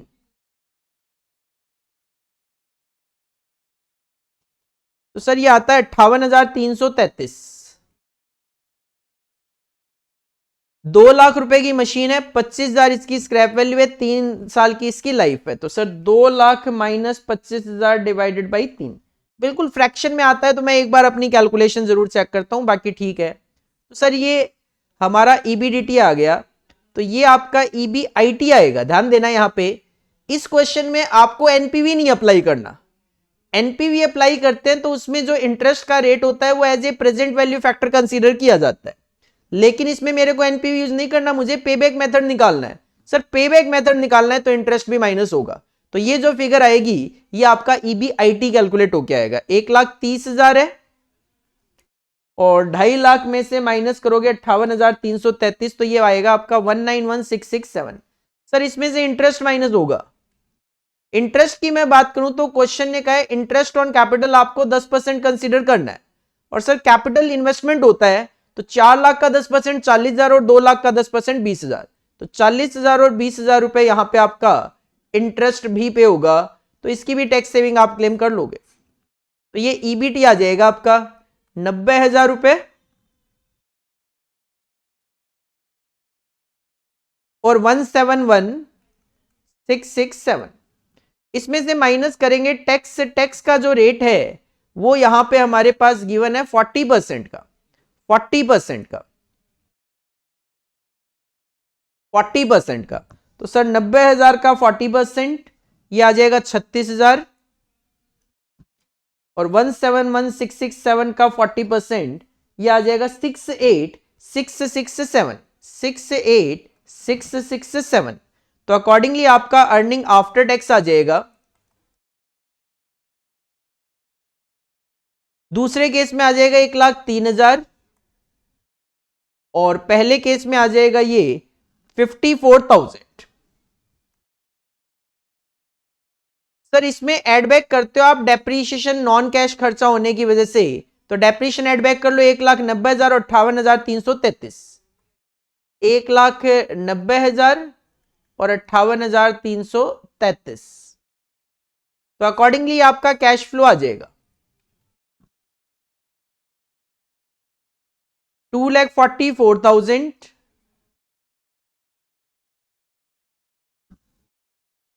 और 161,333। सर ये जो कैलकुलेशन है ये आपको हर साल कैश फ्लो मिलेगा, जो भी लाइफ है 2 साल 3 साल की।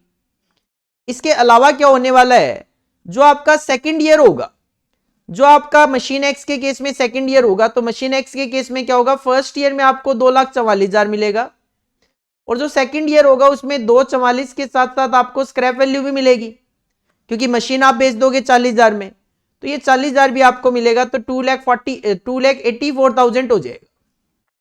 मशीन वाई के केस में क्या होगा, पहले और दूसरे साल में तो 161,333 होगा और तीसरा जो साल होगा उसमें 161,333 में आपको 25,000 रुपए की ये स्क्रैप वैल्यू भी मिलेगी।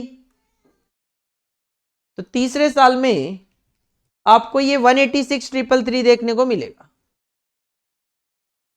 सर पेबैक मेथड अप्लाई करना है मेरे को, मेरा इन्वेस्टमेंट कितना है 4 लाख रुपए का। अगर मैं पेबैक की बात करूं तो सर मशीन ए 4 लाख रुपए का मेरा इन्वेस्टमेंट है, तो 4 लाख रुपए मुझे जो रिसीव होंगे वो टोटलिटी मिला के दूसरे साल में होंगे, क्योंकि एक साल में 244 रिसीव हो जाएगा, तो सर 1 प्लस आंसर आएगा। अब एक साल में मेरे को 244 मिल चुका है, मुझे टोटलिटी में कितना चाहिए 4 लाख, तो सर अब मुझे चाहिए 4 लाख माइनस 2,44,000।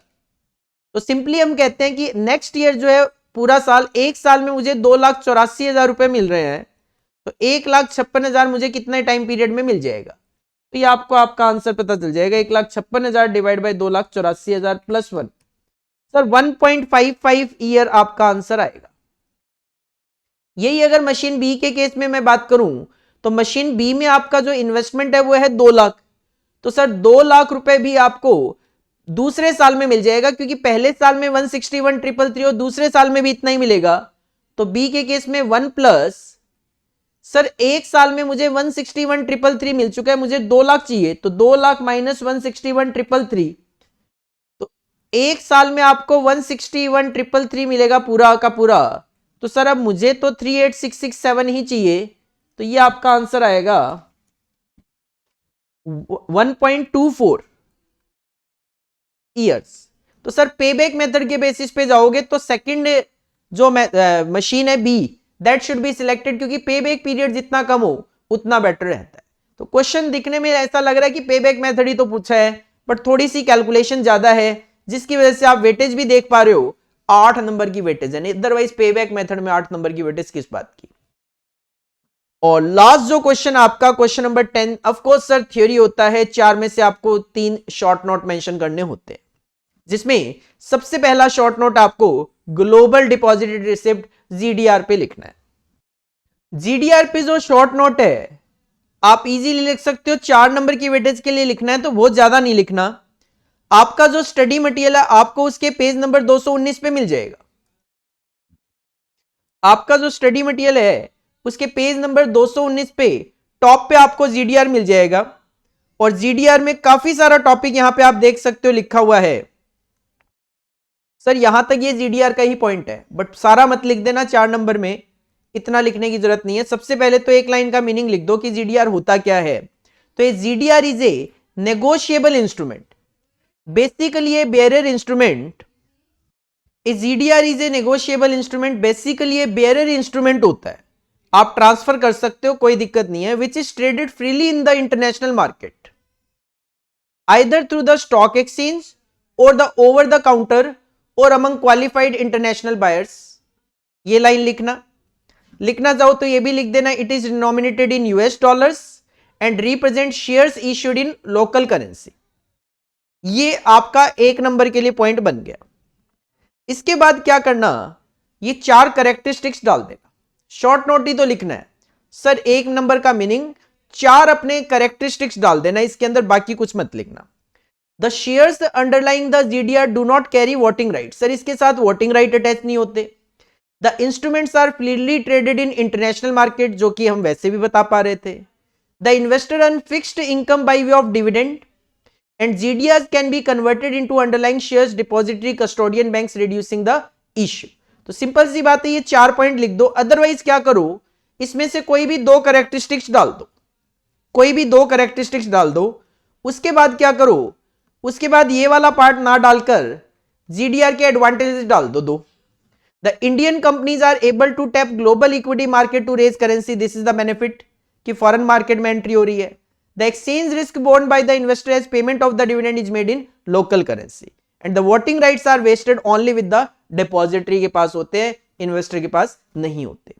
तो आप अपने हिसाब से 4 नंबर में मैटर लिखना है, फालतू चीज नहीं लिखनी, सिंपल सी बात यह है जो मैटर है उसमें से ही 4 नंबर का मेंशन कर देना।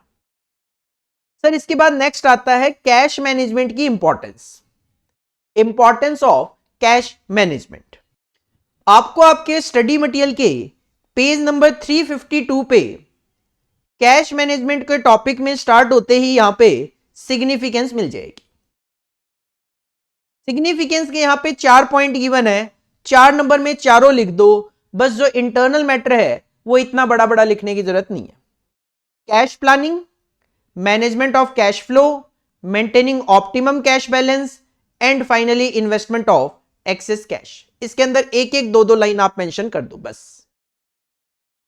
इसके बाद नेक्स्ट है significance of fund flow statement. Fund flow statement की इंपॉर्टेंस, फंड फ्लो स्टेटमेंट की significance. Significance of fund flow statement आपको आपके स्टडी मटेरियल के पेज नंबर 273 पे मिल जाएगा और इसकी सिग्निफिकेंस में बहुत सारे पॉइंट गिवन है। आप अगर देखोगे तो यहां पे 10 पॉइंट इन्होंने दे दिए हैं, बट देखो 4 नंबर का क्वेश्चन, 4 नंबर में आपको लिखना है तो 4 नंबर में 10 पॉइंट लिखने की जरूरत नहीं है, कोई भी 5 पॉइंट मेंशन कर देना। Analysis of financial operations, financial policies, control device, evaluation of firms financing, act as a future guide, appraising the use of working capital, reveal financial soundness, changes in working capital, assessing the degree of risk और net results. तो कोई भी 5 point mention कर देना, इसमें से examiner marks दे देगा। बाकी देखो मैं तो यही सजेस्ट करता हूं, जब अपने पास क्वेश्चन नंबर 7, 8 और 9 तीनों प्रैक्टिकल क्वेश्चंस हैं तो क्यों मुझे क्वेश्चन नंबर 10 के लिए आना, मुझे क्वेश्चन नंबर 10 पे आना ही नहीं है, अटेम्प्ट ही नहीं करना मेरे को तो एग्जाम में, क्योंकि चॉइस मिल रही है, मेरे को एक क्वेश्चन छोड़ना है। और लास्ट जो है वो आपको फैक्टरिंग पे शॉर्ट नोट लिखना है, जो कि आपको रिसीवेबल मैनेजमेंट में देखने को मिल जाता है। आपको आपके स्टडी मटेरियल के पेज नंबर 321 पे फैक्टरिंग दिखाई दे जाएगा। ये फैक्टरिंग है, बहुत सारा मैटर लिखा हुआ है इसमें, कुछ भी आप 4 नंबर के लिए यहां पे मेंशन कर सकते हो। सबसे पहले तो फैक्टरिंग का मीनिंग बता देना कि factoring is a system of selling receivable to a financial institution या फिर factor, usually non on a non recourse basis. लिख दिया। इसके बाद आप 2-4 पॉइंट और इसमें से मेंशन कर सकते हो।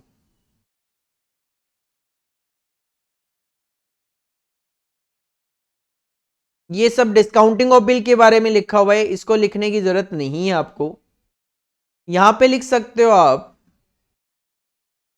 इसकी कुछ स्पेसिफिकेशन आप लिख सकते हो, लाइक यहां से लिख दो factoring in India is rendered by only a few financial institutions on a recourse basis. However, the report of the working group on money market constituted by the RBI has recommended that banks should be encouraged to set up factoring division to provide speedy finance to the corporate entities.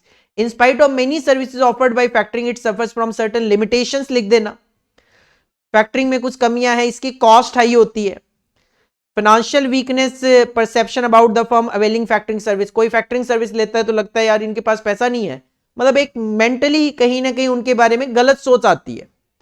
Adverse impact of tough stance taken by factor against a defaulting buyer upon the borrower resulting into reduced future sales. होता क्या है, किसी ने पैसा नहीं दिया या फिर टाइमली पैसा नहीं दिया तो फैक्टर उसके अगेंस्ट में कुछ डिफॉल्ट एक्शन ले लेते हैं, लाइक पेनल्टीज वगैरह से रिलेटेड, या उनकी सेल वगैरह को कम कर देना, सेल बंद कर देना उनको कि फ्यूचर में इनको सेल मत करो।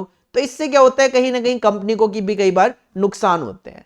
तो कुछ मैटर्स हैं जो कि आप यहाँ पे फैक्टरिंग में मेंशन कर सकते हो। 4 नंबर कोई बहुत बड़ा नहीं लिखना अपने को, 4 नंबर में बहुत कोई लंबा चौड़ा आंसर नहीं देना।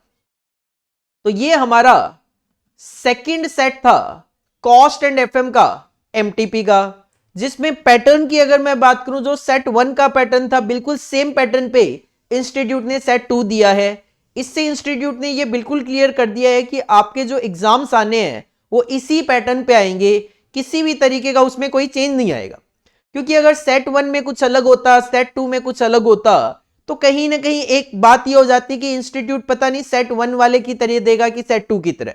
जब दोनों ही सेम है, इसका मतलब इंस्टीट्यूट ने बिल्कुल क्लियर किया है कि हम आपको क्वेश्चन पेपर बिल्कुल इसी तरीके से एग्जाम में देने वाले हैं। और ये वही पैटर्न है जो दिसंबर 19 से पहले हमारे ऑफलाइन एग्जाम्स में हुआ करता था। तो this is all about for MTP set 2 of cost FM.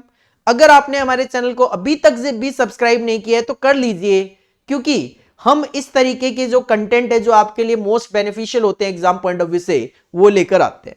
अभी भी OMSM का सेट 2 जो है हम लेकर आएंगे। Cost accounting, OMSM, cost FM set 1 तीनों मैंने ऑलरेडी आंसर अपलोड कर दिए हैं। कॉस्ट अकाउंटिंग का सेट 2 भी ऑलरेडी अपलोड कर दिया है। कॉस्ट FM का सेट 2 ये है ही। OMSM का सेट 2 भी आने वाला है। विद इन 2 डेज आपके सामने OMSM सेट 2 का भी सॉल्यूशन हम लेकर आएंगे। तो चैनल को जरूर सब्सक्राइब कर दीजिए, बेल आइकन प्रेस कर दीजिए ताकि कोई भी मोस्ट इंपॉर्टेंट वीडियो जो हम अपलोड कर रहे हैं वो छूटे नहीं।